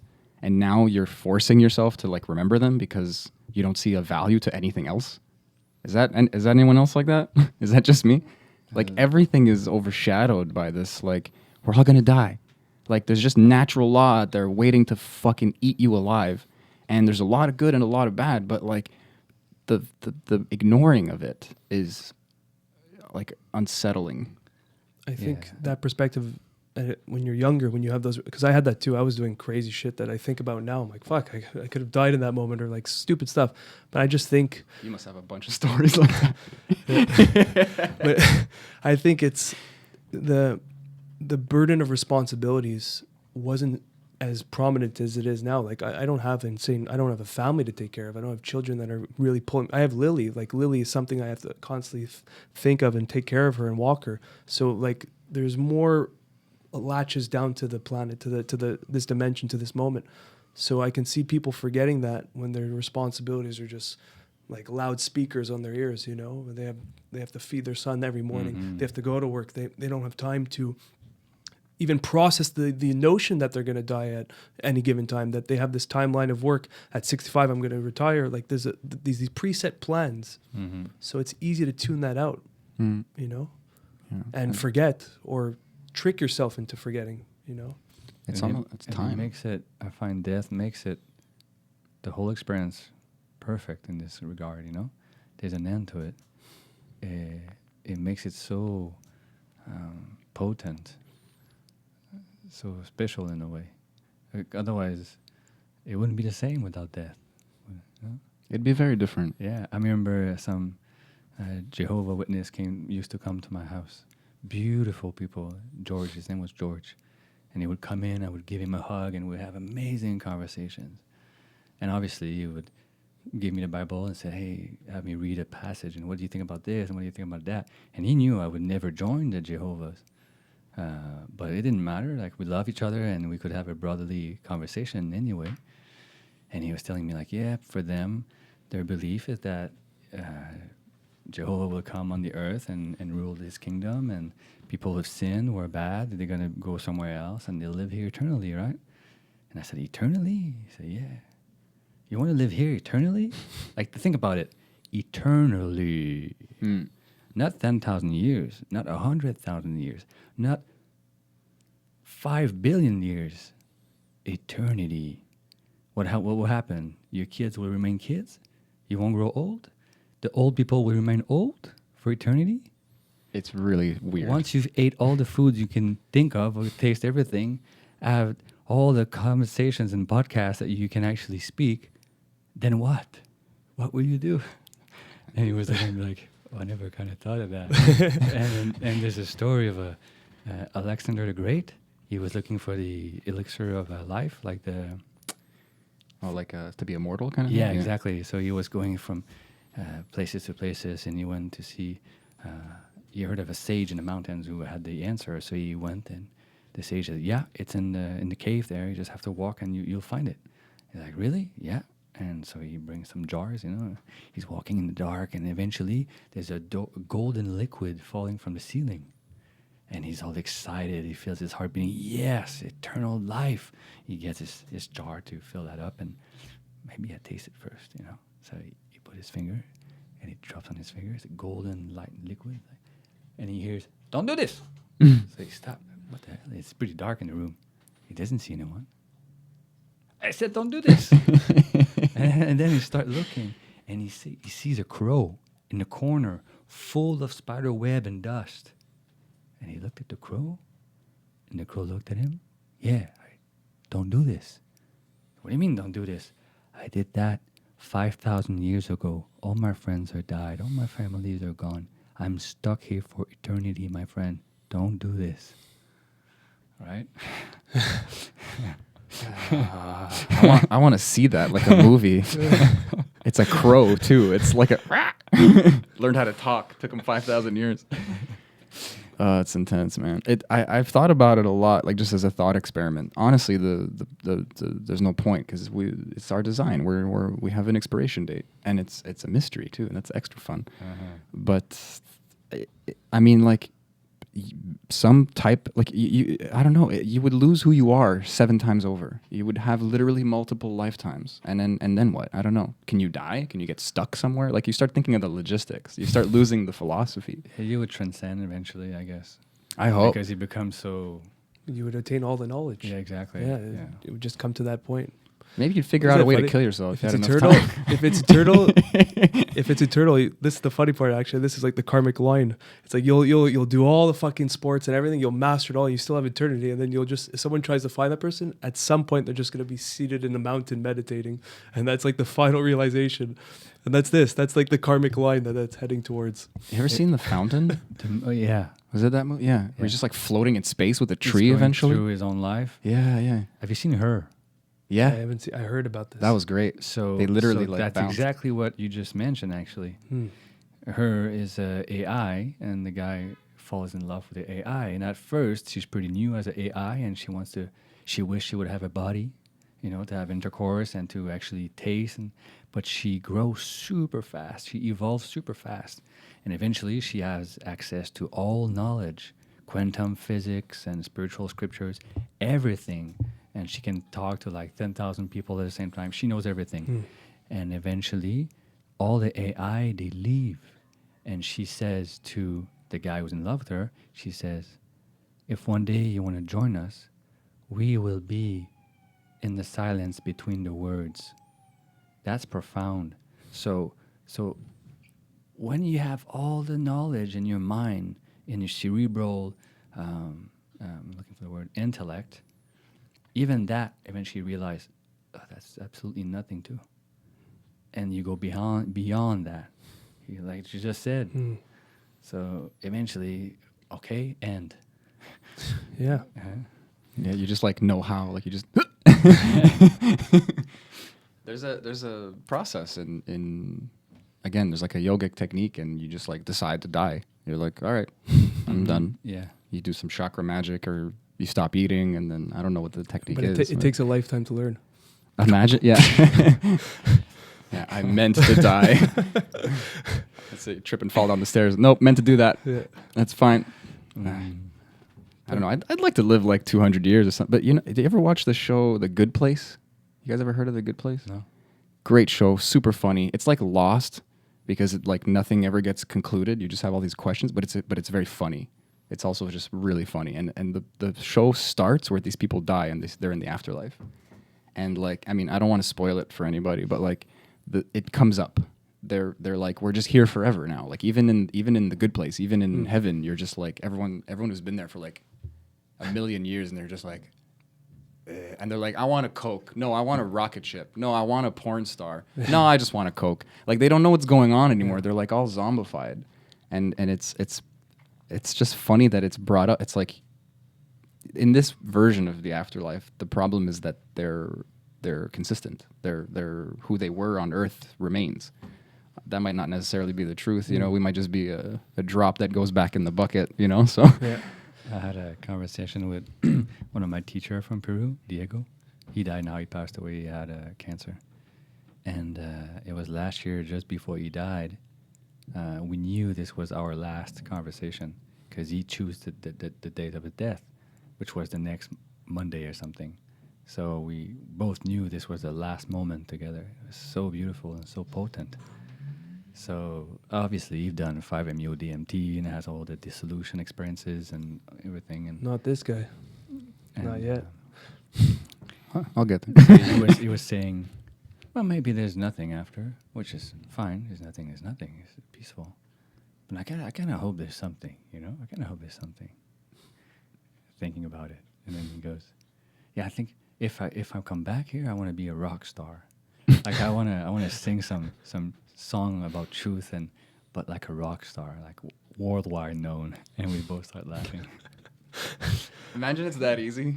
Yeah. You're just like, I wanna be a famous rock climber or something. Like Boom. and then Done. it's done. No problem. Yeah.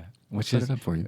For someone like him who've done thousands of ayahuasca ceremonies, leading ceremonies and bufo and everything. Still, he doesn't know. It's like that. There's a quick story of a Zen master, and his student comes and asks him, "Hey, what happened when you die?" And the master says, well, "I don't know." "What do you mean you don't know? You're a Zen master." "Well, I'm a living one, not a dead one, Yeah, it's like, you know anybody who came back? That's Sadhguru says that all the time. I mean, he gets some people hate him, some people love him, But he's like, why do you ask me these questions? Why do you just believe me? Like, I'm saying what I'm saying because I've seen it, because I experience it. Why don't you do what I'm telling you to do so you can experience it? And it's I love that. That's for me. That's like another sign of a good teacher. Like he could tell you, he could paint you pictures, But it's like, I mean, paint you. Maybe you need Alex Gray for that shit. Yeah. But like he can paint you a proverbial picture, but it's just a picture. He can't tell you what it tastes like. Like. What are you asking? We want to know. We're clinging. What's after? How does karma work? Tell me this. Tell me that. Sadhguru is Sadhguru because he didn't fucking listen to nobody. Or he just Or he listened to everybody. But he just followed his path. You know? Yeah. And Yeah. I had that realization. I've said it too many times on the podcast. Self mastery. But I went to, in a ceremony, I had like a vision during an ayahuasca ceremony of like entering a room, and Jesus was pointing to the room to get in. And I'm like, oh fuck, okay, Jesus, I've never seen that before. You know, I go in, and he was massive. And then there was all the deities and gods and goddesses, and everyone was there, Buddha and everyone. And they were just like lounging, just chilling in this like temple. And I see behind each one of them these paths, these roads, these endless roads. And some there's people right before the temple, and there's way back there. And I realized, I mean, you guys just figured it out. You essentially just figured out how to get here, you know, and we can follow the way you did it and get there, or we can just be like you and create our own pathway in here too. And that was like a big realization. It's like they all work, you know, if you're honest to yourself. And that was like a profound moment. It's just like, you can listen to Sadhguru, figure it out the same way he is, or you can live like Sadhguru did and do what you do and find your way there. You know, they all work. That's it. In the end, he's like a Buddha. He's like a scientist. He just paid attention a lot. And he's like, oh. Yeah. And no, like, you can't transmit that. I mean, maybe you can, but it's lead by example. Like, Yeah. I don't think I can talk someone into it. I mean, you were talking about fruits earlier, like fruits of meditation and fruits of, and there's also a saying like the apple, you recognize a master by the fruits that falls from the tree. Like, so the fruits that falls from the trees is the vibration around the tree, and how many people have, you know, there's seeds in each fruit. So you recognize a master by the fruits, his vibration around. So perhaps in that I don't know actually, but it says that in the time of Buddha there was 500 arahant, like fully liberated beings in his sangha. 500 is a lot of liberated beings in that lifetime. So of course, you may practice vipassana like they were doing, but there was something else that must have been added to the mix, which is the vibration of a true liberated being, in my guess. Because the truth is, I don't know. I'm not pretending I know, but that's how I'm feeling it to be, you know? Have you had any experiences like that personally? You mean?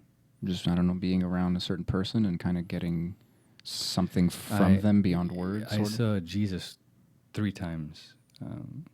Cool. And not in ceremonies, not with psychedelics. And one time I was on my bed and I was crying. I don't remember why I was crying about, and then I looked up and Jesus was sitting. Obviously, it's a projection, okay? But okay, I'm not crazy, okay? but, so I sat up. And okay, huh? And I sat up and I looked at him, and just his presence, the presence is it's pure. So the reflection is pure. All you get is love and truth and peace. And he looked at me and he said, brother, without speaking, but there was a communication. He said, brother, everything you are going through, you made up. Even Matthew. And that's fine. When you have enough, when you've eaten that apple enough, you let it go and come back home. Not a trace of judgment, but just, this is what is. As long as you want drama, as long as you want to entertain those ideas of what you are and your struggles to become something and your own thoughts and your own on this opinion, that's fine. When you realize what they truly are, you might actually let them go, you know? And you realize that you still are, but it's totally different at the same time, you know? The experience is totally different. And yet, you're fully human. Jesus and Buddha must have been fully human too. All the great masters, their humanness is so, like Muji, the way he talks and the way he laughs, and all the great, great teachers have so much humanity in them. You can relate. They're not like zombies. No. So, yeah. I love how you say humanity, like, because they're teachers in a sense, but like sometimes you get the energy like they're your brother, like Jesus called you brother. He didn't call you son, he didn't call you father, but like they fit in all of those categories, because we all do, but they're embodying it in an honest and kind of constant sense. And that's kind of intimidating. It's like the moon. It's like this big thing that doesn't move, and they're just like, sup. And you're like, that's like that story of the Buddha and he stops the elephant, like just with his vibes. This elephant is like, fucking humans, you know? And then he's like, I love you. And the elephant's like, okay. Okay, I'll take a breath, you know? Like, and that, I just hope and know on some level that story is true or possible, because I mean, I don't know how much experience you have with animals, but like, we're cutting out a lot of the fat because there isn't that layer of communication. There's maybe a more honest or true or basic, whatever you want to call it, level of communication. Yeah. Raw. Yeah, raw and like you can't bullshit. No, that's why I said the body doesn't lie. The vibration that you carry doesn't lie. So animals feel that right away, right? 100%. And how amazing to be alive in these times and to have this kind of conversations. Like I said, with about Buddha and Jesus or whatever, and the connection we have to those stories, the chance we have to actually experience that, and in this life do the work, not like later, not tomorrow, but embodying that. What a tremendous opportunity! Like, if Jesus would be walking right now, I would swim across the ocean to meet him. Which meaning swinging across my own ocean to meet myself, basically. So to go through all the layers, you know? Like I said, maybe he's just a symbol. Maybe he never actually walked on this earth. It doesn't matter at all. What it's represent, the archetype, what it represent in us, the inherent possibility and truth in us. And that's so inspiring, because it's not over there. It's not, no one can take that away from you. No, it's yours. It's your heritage. You cannot lose that. It's like the Holy Spirit remains as is. Wherever you go in your mind, wherever you go in your dreams, it remains as is. And then eventually, it might knock at your door. Hey, someone here? Like I say, you know, sometimes, is someone here? Yeah. Hey, what are you looking for? Yeah. Just Have you open find your it? eyes. Have you find it? You have enough? How many followers do you have on your Instagram? Oh man, it's terrifying, but it's beautiful. Do you know who Paul Selig is? You ever heard this guy? No. Because he talks about, he's kind of like a medium or a channel. Like he writes these books and like he can talk like as if something is talking through him. It's really surreal to watch. He explains it like he's kind of listening and repeating. So he just kind of steps out of the way and something else uses his body like a fucking microphone.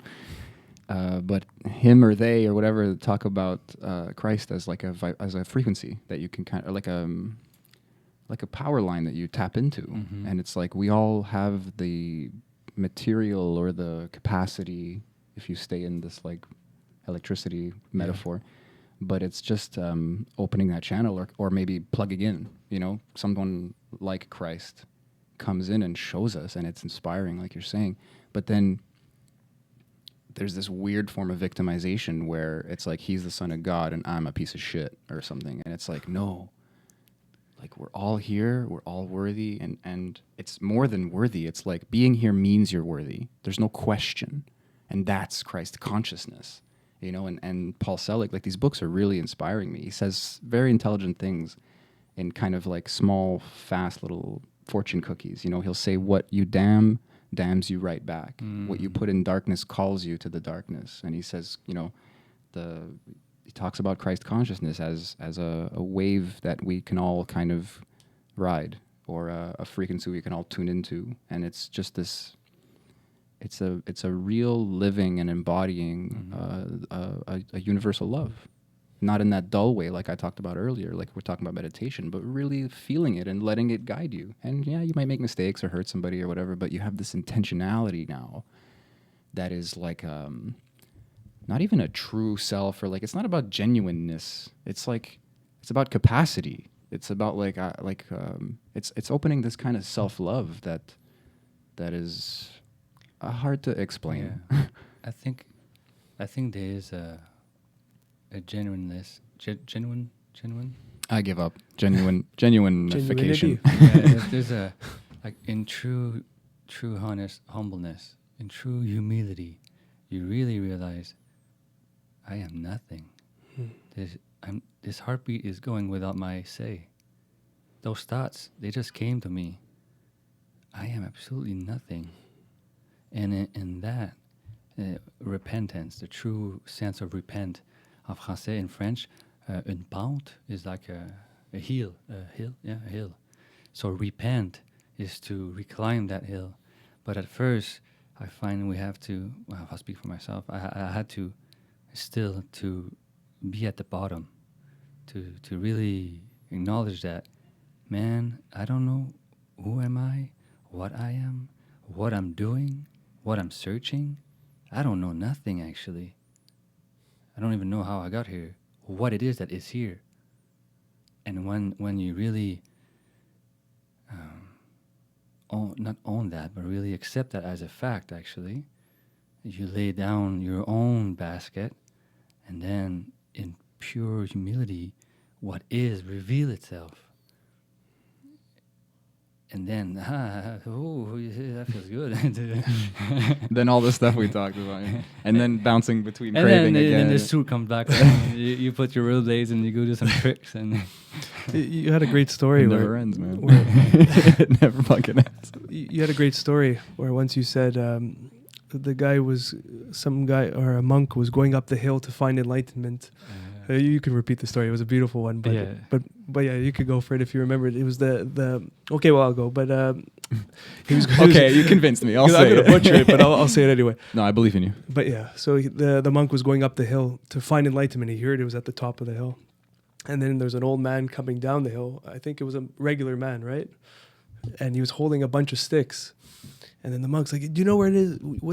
If the enlightenment's at the top of the hill, it's at the top of the hill to be enlightened." And then the old man looked, enlightenment? He drops the sticks. And then he picked up the sticks and kept walking down. Totally butchered it. yeah, totally. I should have stopped all but that. that was perfect. But it's that. You realized the old man carrying wood looked very wise. Mm. So he asked the monk before he was going up, because that was it. I'm not going down until I'm enlightened. So he looked at the man, say, "You look wise.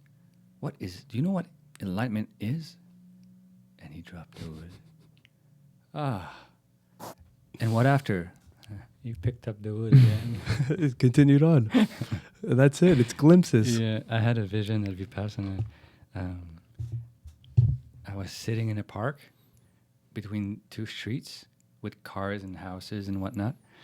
And then Buddha appeared, Gautama appeared in front of me. And perfect silence, you know. And then someone came out of their house, and I could hear their minds. He's just an asshole. I should have trusted him. And then someone else come out of their house. I hope the guy at work is not there today. And you can hear the samsara, you know. And then someone else appeared next to him, dressed like a monk, meditating. And before that, someone else came out of his car. It's like, "Oh, I didn't make my cells today. Tomorrow I have to make my cells," and like very goal oriented, right? And then a monk appeared next to him, meditating. And then Buddha looked at me, smiled, and then I could hear the monk. "Oh, I have to be enlightened. I have to meditate more. I have to meditate more. I have to come out of samsara." and the funny thing is, Buddha had a little smile, you know. Yeah. He's like, "Look at this asshole." That's dropping the wood. Doesn't mean you don't meditate. It doesn't mean you don't do the work, but you don't carry that load. You sit there. Expectations. Exactly. You just sit there. You're just there. Not for, even though, you know, but eventually it becomes more a joyful activity. You know, You play the game for itself, sort of. Like it there's feels no more good. goal. It feels good to sit with yourself in silence. It's like, oh, thank you. I have an hour today that I can actually, you know, for me at least. I love that though. That subversion and that laughter. Because I mean, like, there's what's that word? Satori. Like you get these moments of enlightenment, and it's like you get a taste. So now you kind of know what to aim for. But it's so easy to get trapped in something and to get that chatter again. But it's like there's this dynamic where you want to sustain it, and it's about time. Like you talk about creating space, and I really know what that means now through my yoga experiences, to really have this kind of, in science they say space and time are like the same thing, and then if you learn about relativity, it gets very complicated. I'm not going to get into it, but essentially one doesn't work without the other. And when we're talking about having this inner space, we are kind of talking about having more time in that silence, more time being able to take a breath without all these thoughts rushing in, or not adding secondary feelings on top of the thoughts and just being able to observe them, or having more time between reactions so that you have that interruption like muscle to just be like, whoop, whoop, whoop, whoop, whoop. Like it's a dog almost. And they need to be interrupted, and then, oh, okay, yeah, sorry. And then it's like, the dog is me though, but I'm also training the dog. Training your mind. Yeah, it gets really weird, but it's not you, it's your mind. It's the mind. That's it. Otherwise, what's training what? I don't know. It's only a conditioned pattern in the mind. It has no life in itself, right? It's like a program that you press play. But yeah, anyway. I totally agree though. Like it's almost like an entity, like this strange complex life form that starts living through you or within your ego, like a womb or like a parasite. It's when we identify with that, it takes all this strength. Yeah. Right? It starts wearing you like a fucking mask. Exactly. And so then you don't know when you start really observing as an impersonal thing, even though it's your own content, you take responsibility for it, but there's no identification to it. It's way easier to not actually and to not, I feel bad because these thoughts are coming, it shouldn't be coming, I should be pure. All of that conversation goes on top of just a random worldly thoughts. Mm-hmm. Now you're having thoughts about thoughts about go. thoughts. Exactly. Yeah. It's like a toilet. It's like you flush yourself down this fucking... You flush the poop. Yeah, man. Yeah. If we live in a world of negative thoughts and we also think we are our thoughts, then we just think we're a negative thought that like the universe is having, and then you just live in that hell like we were talking about earlier. It's the lens you wear. Yeah. Dodge that shit. Come on, guys. Hey, so obvious. These mechanisms are so deeply enrooted. Like I buy a car. Let's say I buy a bunch of old cars that I recycle. I go through cars after cars. So if I'm driving like a Chevrolet Cavalier, all of a sudden I start noticing Cavaliers everywhere. It's just like, oh, shit. That's happening on every level and everything you do. In every state of mind you're in, you're going to see everything because everything is happening in the soup altogether. So it's lens. It's literally lens. If you're in an angry state, the lens you're wearing is anger. You're going to... I love this because I realized when I was younger, I used to find confrontations a lot more in fights and get into like altercations. And I would hear like friends be like, oh, I don't find trouble. Trouble finds me. But that's just the lens that you're having on, and you're just trouble's bumping into trouble everywhere you go. And now in my state of life, I haven't had any confrontations with anyone, and I can't even count how long it's been. And it's just most of my interactions with people are smiling and waving and take care. I have a guy who lives like 2 blocks away, and we're on a hi, how are you basis for like 5 years. And I would take a bullet for this guy. I don't even know his name, and he would do it for me. But we just see each other. He's like the happiest high you've ever got. And it's like, because I guess that's the lens that I'm trying to wear or I'm wearing. And that's the lens he's wearing. So we're just bumping. Have you even had moments where you almost got into fights and you kind of diffused the situation? Or did it not even get there? Like it's just not in your I can reality? name maybe a handful of times where maybe in driving is the best example where someone would flip me off and I'd wave, but that would actually make them more angry. But that's the kind of water I put on the fire. But no, there's been some moments where someone was aggressive and I would tone it down to the opposite energy of just really relaxed. And then they're getting at you, but there's no response. So that fire is not engaged with another fire. So it won't solve it. I mean, if we spend a long time together, maybe, but if it was a brief altercation, it kind of just turned into like, oh, fuck off. And then it goes out, I mean, again, if we're quoting Buddha, like you just refused his gift. So he has to keep it. That's it. I have a very useful but nasty habit of just mimicking people. And like on an energetic level, really being able to just kind of like steal almost. I don't know how to describe it, but it's so much easier. So if someone comes at me angry, I'm probably going to come at them angry. But like my logic is I can diffuse it better that way because I'm matching them. But there's a point of no return with anger. There's a point where the emotions take over, and if I try to match them, I'm gonna lose myself. I'm gonna go into my own You have to tunnel go of through your anger. whole cycle before you become neutral again. That's the. There's a word for this too, but I asked you about it earlier when you were talking about your mom's murder, and I asked you if there's like a choice, and you said no, and that surprised me. I mean, I can't relate, and I don't know what you went through. I but thought you mean if I made a conscious choice. that is, yeah, because I didn't make a conscious choice, but I'm sure once you're aware, there's a choice. Like once you see the hot fire, you have a choose to put your hand, or at least if it's still pulling you too much, and it's like there's a story. A guy comes out of his house and walks, falls into a black hole, and he's stuck there. It's all dark, and it takes him 2 weeks to come out of that. And when he comes out of that, it's sweating and tired, and the week after he comes out of his house and falls again in the same hole. Oh shit! Okay, no, I've been here before. Hold on. So it takes him only 1 week to come out of that same hole. And then the third day he comes out, the hole. Oh no. Then he falls to that. And then okay, no. He climbs right away out. And the fourth day, takes another street. So sometimes we know and we still go, and it's like it hasn't burned enough. And that's how we learn sometimes. That's it. Like a lot of us, I feel I'm very good at kicking myself. And like that second time, it might have taken me longer to get out. But it's like he had that moment. That's what I mean by the choice, sort of. It's like I literally feel it. It's like you're going to take the drug, you're going to take the easy way out and get pissed and blame everything around you, or you're going to do something and just, it's almost like ignoring. It's like, okay, I feel all these things, but like, what am I going to do now? Like, what now? Just a simple question, what now? And maybe it's in retrospect because I am hard on myself and I'm lying to myself, but I really feel like I always come across a moment where I get to choose. And I, it sucks, but sometimes I take the wrong way and I fall back into that fucking hole. We stay in this hole when we stab ourselves in the back after making that choice even longer. That's it. If the quicker we could go, okay, no, there's no point of flattering myself. That's fine. I made that choice. Okay, now I choose again right now. And always that opportunity, the last chapter of A Course in Miracles is choose again, choose anew. So every mistake we make, we can learn again from them.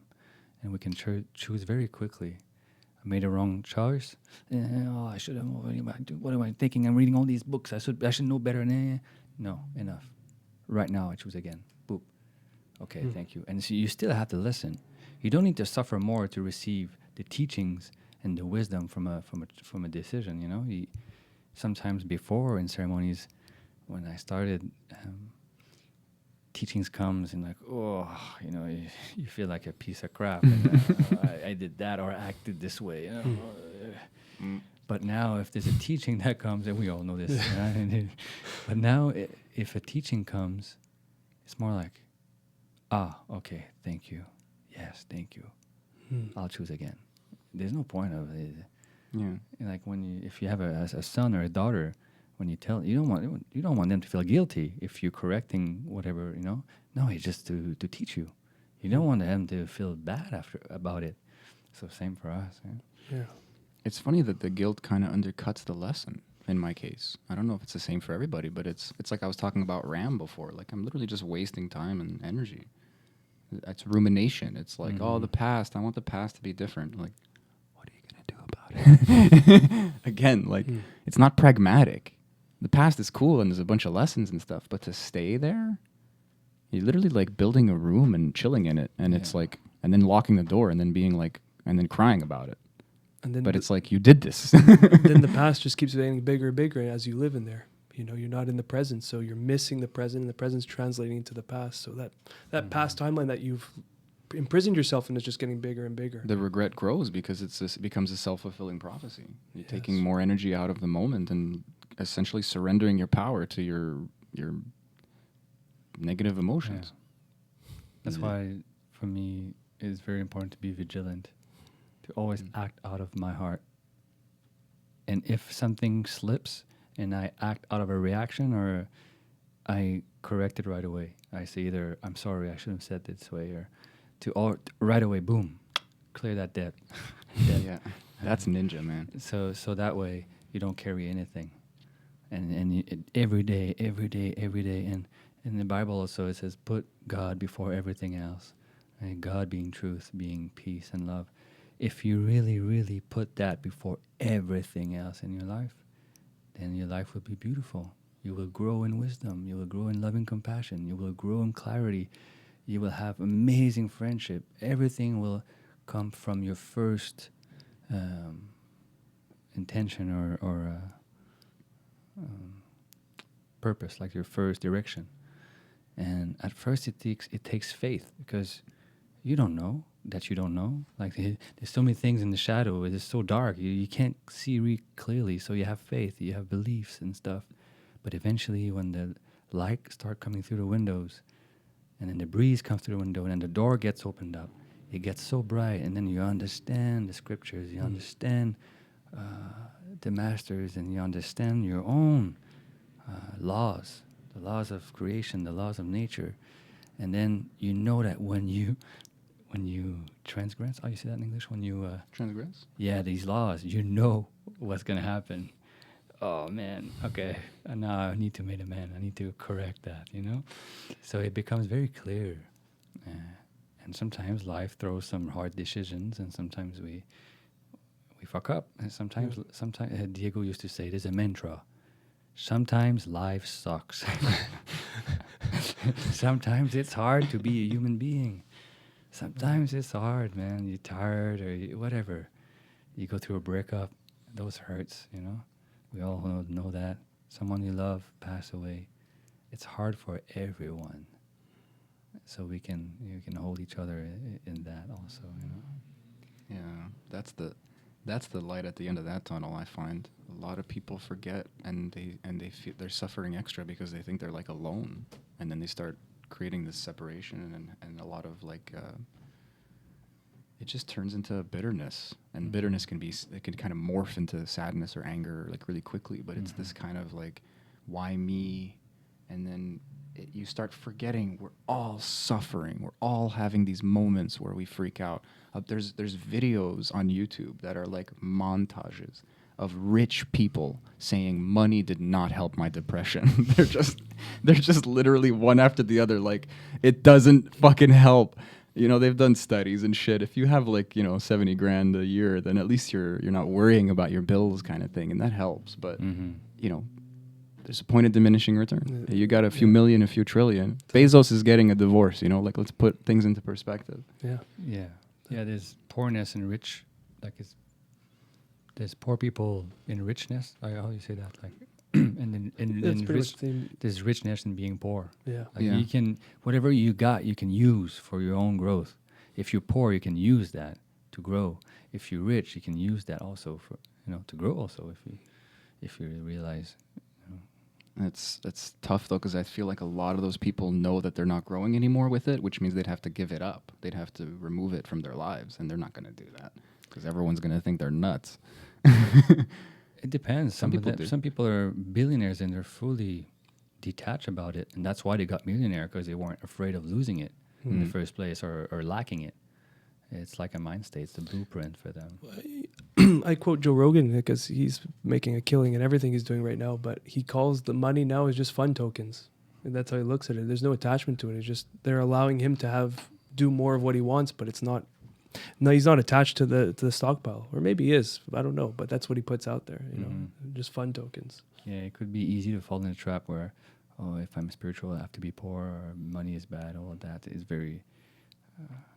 You can outgrow that pretty quickly when you look into your own self and realize where those are coming from. But I watched a video. This guy was explaining that you can look at money as an energy transfer, and whatever kind of service you're providing, it's the exchange is that energy transfer. You're getting what you receive from that person is an appreciation for the energy you both put into it. Someone was talking to me about it as if it was like a conversation, and I kind of forgot about it, but it made me.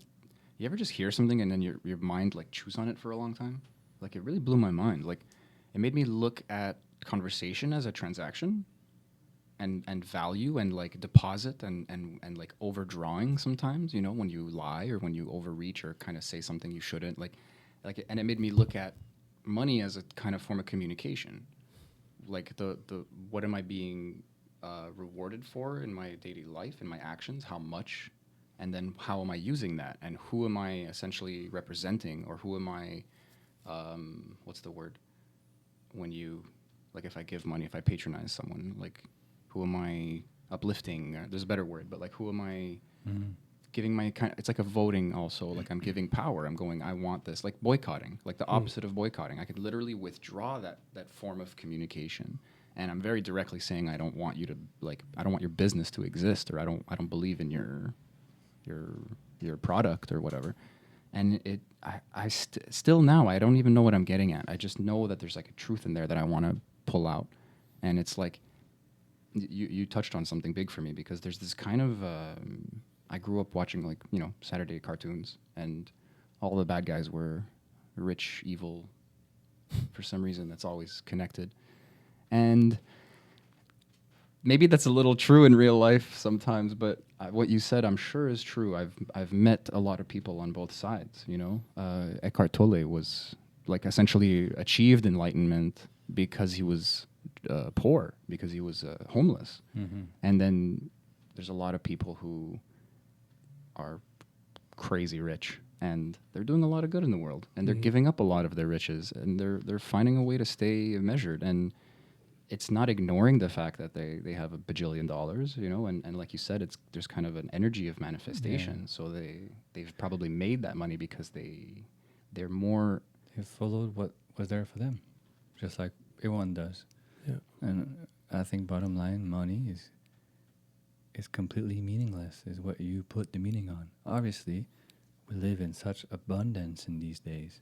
Like, you turn and you have water, and you turn the other one, you have warm water, you know. We have fruits that comes from all over the world, and we have food. We live like kings used to live. So everyone has their own. For me, I love simplicity. You know, I love not having too much up there to think of and to do, or to, even though I'm always in action, but I don't feel any chasing having more. There's no urge for that in me. And some people, I'm sure, they're billionaires. They don't even have that either. They just do what they love to do, and it happens to create that kind of fortune, you know? Yeah. So, yeah. I was 19 when I did my first movie. And before that movie, I was working, picking up garbages. And then I got in that movie, and I was making sometimes like 5,000 a day for 6 months. Sometimes less, sometimes more. I did like a 30,000 in 1 week at one point. And I just turned 19.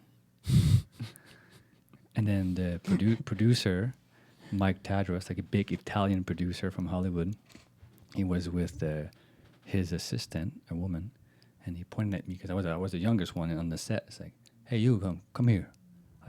So I go with my skates on. Yes. How old are you?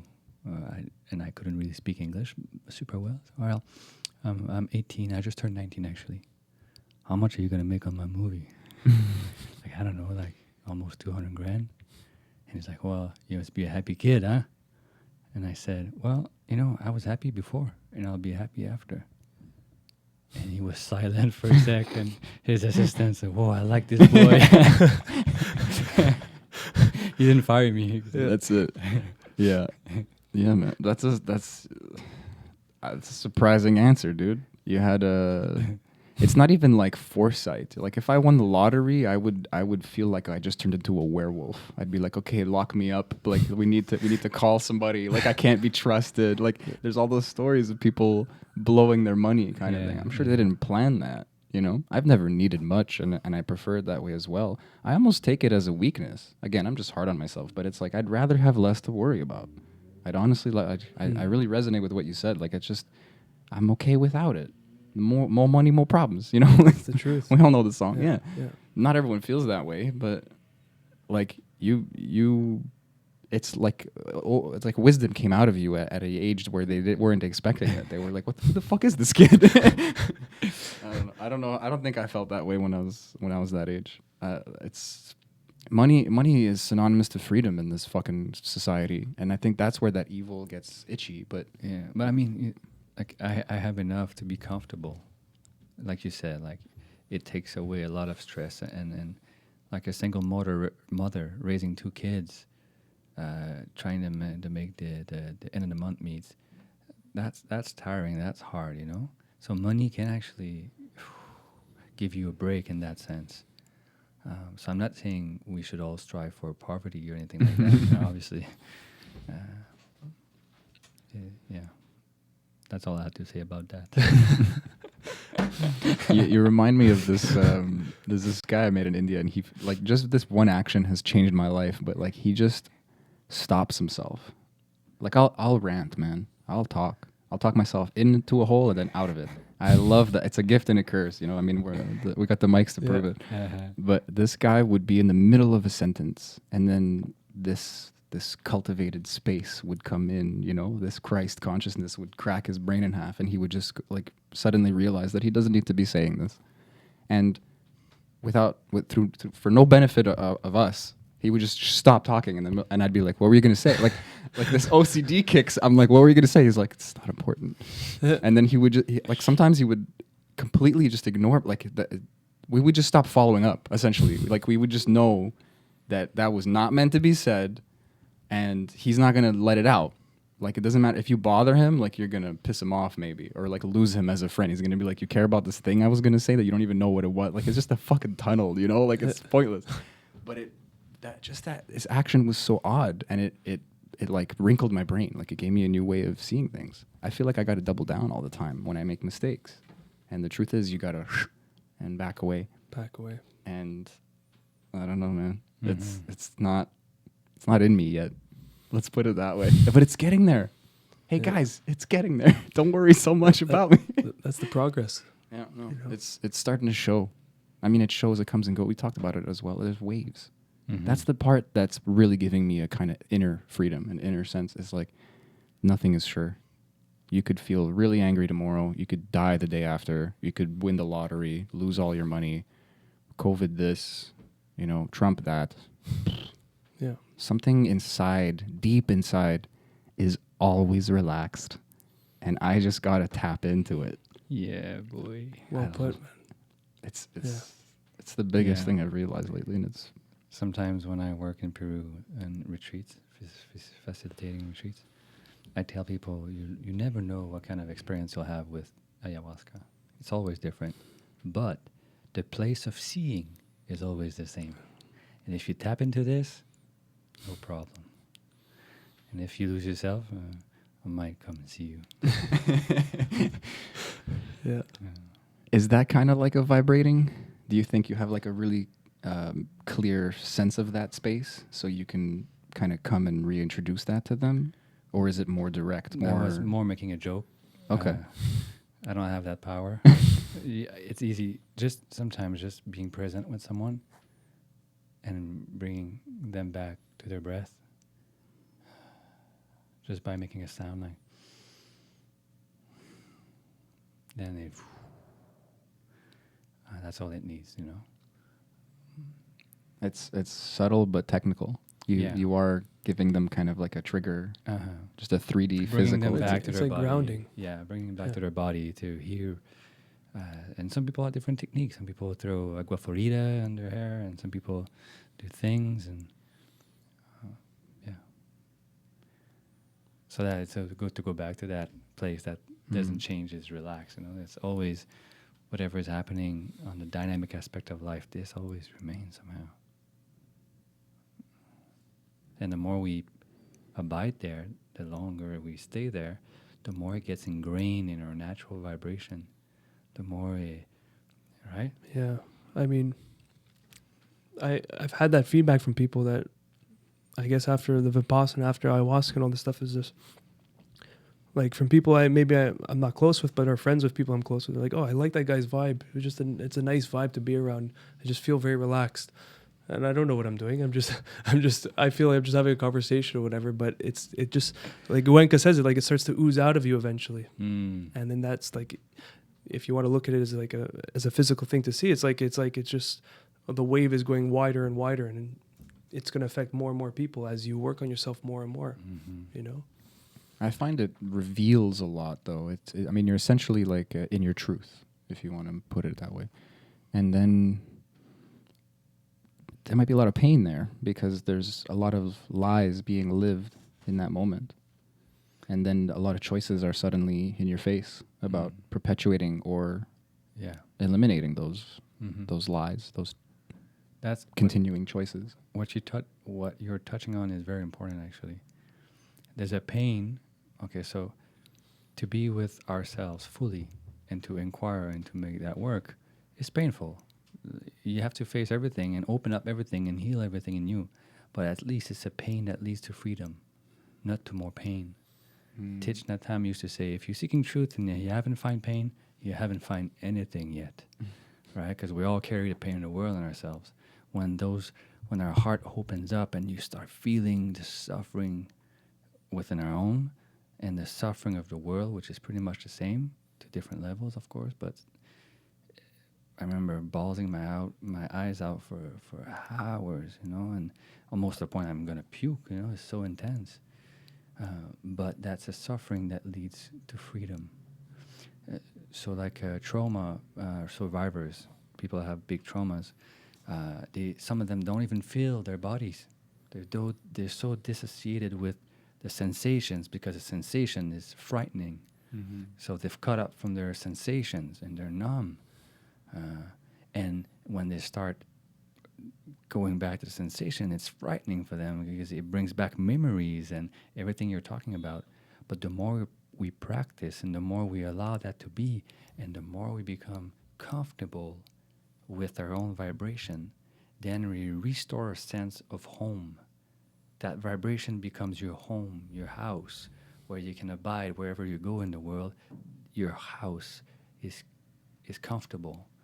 So reclaiming your house, although it can be hard, but it's the most fulfilling thing a human can do, you know? Otherwise, we chase distractions or we chase accomplishments or whatever that can be, which will never give us that sense of home. The heart home. The heart home, yes. Comfortable in my skin, that's an expression, right? I'm comfortable in my skin. So to always be aware of our sensations and it makes a grounded person. It makes someone that is present. I never saw it that way. It's there's no fear in that pain. It's a different kind of pain. It's all the distractions that you were talking about. Those are reactions of fear. Those are distractions. We're trying to block something that's coming in, and it's coming in. If you're trying to block it, you're gonna lose. Or maybe, I mean, eventually you'll be sick. You'll become sick. Exactly. Your body will say, "Hey, this is start to malfunction," and then you start to have this disease or that because it has to, you know, it affects so much. The nervous system is so jacked up. Eventually, Sometimes, man. I don't know. We've been talking for like 3 hours. Yeah, I feel like we could go forever. We should end on a good note, though. That was a bit. Well, I mean, it's not on a light note. Yeah, that's good, it. Yeah. I mean, it's liberating to know that the fear or the pain is normal. So it's like it's not comforting in a direct sense, but it's comforting in the sense that your discomfort is normal. So there's a kind of like a... I would add that it's impermanent, the pain that you're feeling. That is a very good point. Yeah. I feel like that's a cop-out. I don't know why. It's not, though. I want to be brave and like you know when you jump into the cold water. Let me say though, what just that rip it's the not, Band-Aid. that as much as you think it is, that your life is impermanent. So whatever's happening in your life is impermanent regardless. You know? Yo, my friend Kyle, okay, Kyle, I know you're listening. I love you. He always says, like, no matter what problem's going on in the world or something, and your life and in his life, his family's life, it doesn't matter. It's all people, right? It's all concept. It's all us. There's no problem in the universe. There's just our concept of perfection. And so he says, it's cool, man. You're gonna die, and then it won't matter. It's not just you're gonna die like a one-off. You know, he's saying like, no, you'll be dead, and then everything you're holding on to now will essentially not exist, or inform something else. You won't be here anymore. Or you'll be something else, or you'll be nothing else. That's it. Figure it out. And then it's like, and maybe you'll think, but everyone else who's still alive here will be sad because I'm dead, or blah blah blah. It's like, it's okay. They'll be dead too one day. He just goes down this kind of chain. It's like this reverse ancestry logic. You know, I take a lot of power now from ayahuasca, from realizing that I am here because of all that stuff. We've talked about it a few times already in this conversation. And him, it's like he's doing it backwards. He's saying it's the great equalizer. That's what death is called. And it's like, it doesn't just equalize us, it equalizes everything. It's a bulldozer.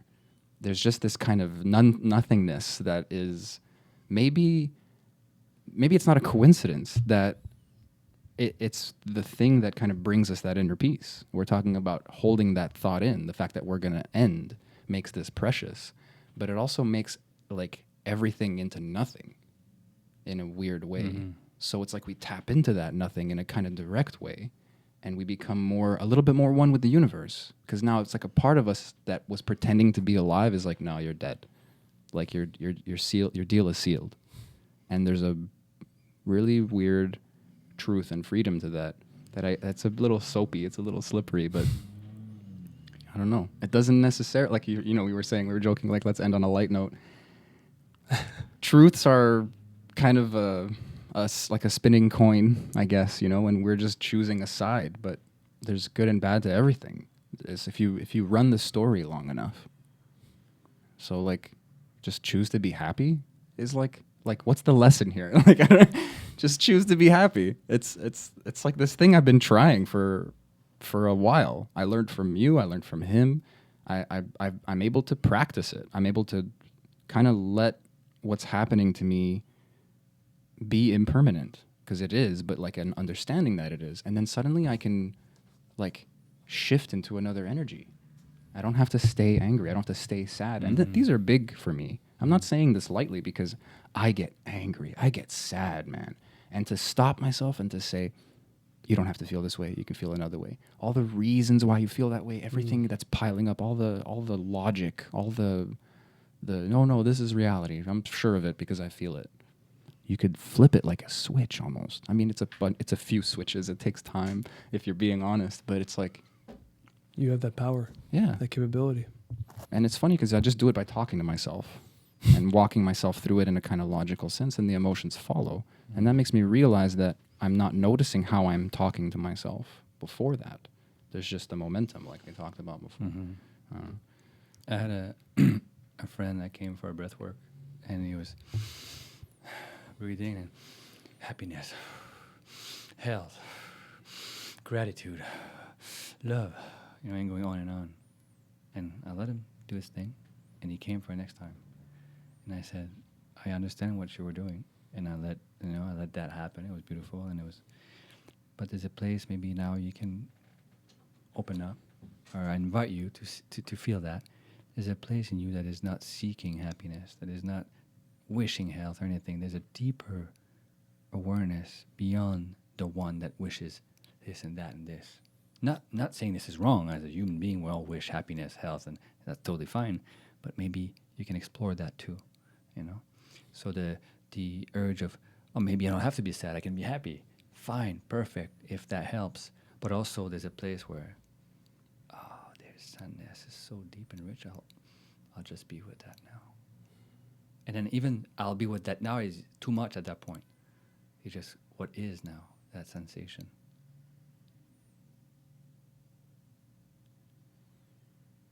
And so there's no trying to change that. There's no trying to push it away.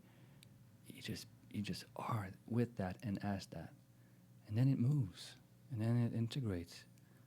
And then it becomes you connected to that. And also sometimes I don't feel like being sad. What do you mean? Let's be happy. Fuck it. It's fine too. Yeah. No, I love the distinction though, because it's like the body talking to the body. But there is this deeper thing, and I can hear my brain going, but how does it work? How can you be happy and sad at the same time? Is it like another layer of you? And just questions. Like if I had tattoos, one of them would just be question marks piling out of my ears onto my shoulders. Like it is there. I don't know why. I don't know. And I like how you said it moves. You're like whoop, oh. And what's funny is when you lose it, there's all the practices suddenly are necessary. All the contextualization, all the philosophy, all the forgiving and everything, because you literally just got to go and then just find it again. I don't know what these analogies mean, but I 100% agree. There's just a seat, and it's just waiting for your ass. Just sit, bro. Just sit. Brother, that's a higher note. Yeah. Thank you for coming on, man. It was an honor and a pleasure, man. It was Likewise. This was beautiful. Thank you, guys. I think we did like 3 hours. I love it. Now I'll drive equanimously in the traffic. Yeah. This, you know what though? At least because it's gonna be fucking hot in that car. I don't have any AC, but like it's hot in this room, bro. You fine? I'm great. No, I just know. Yeah, because you're in the sauna all the time. Yo, man. Yeah, thank you so much, man. Yeah, it was a fucking pleasure, dude. It was just good seeing you again, honestly. Yeah, like I just very forgot nice how seeing much you. fun I had, Yeah. and like the we talked about energies and shit, and like you definitely got like a bubble, bro. Like I don't want to fluff your ego, but like you have something inspiring, and thank you, man. Honestly, can't wait to see you again. Yep. Yes. All right. Stay curious, motherfuckers.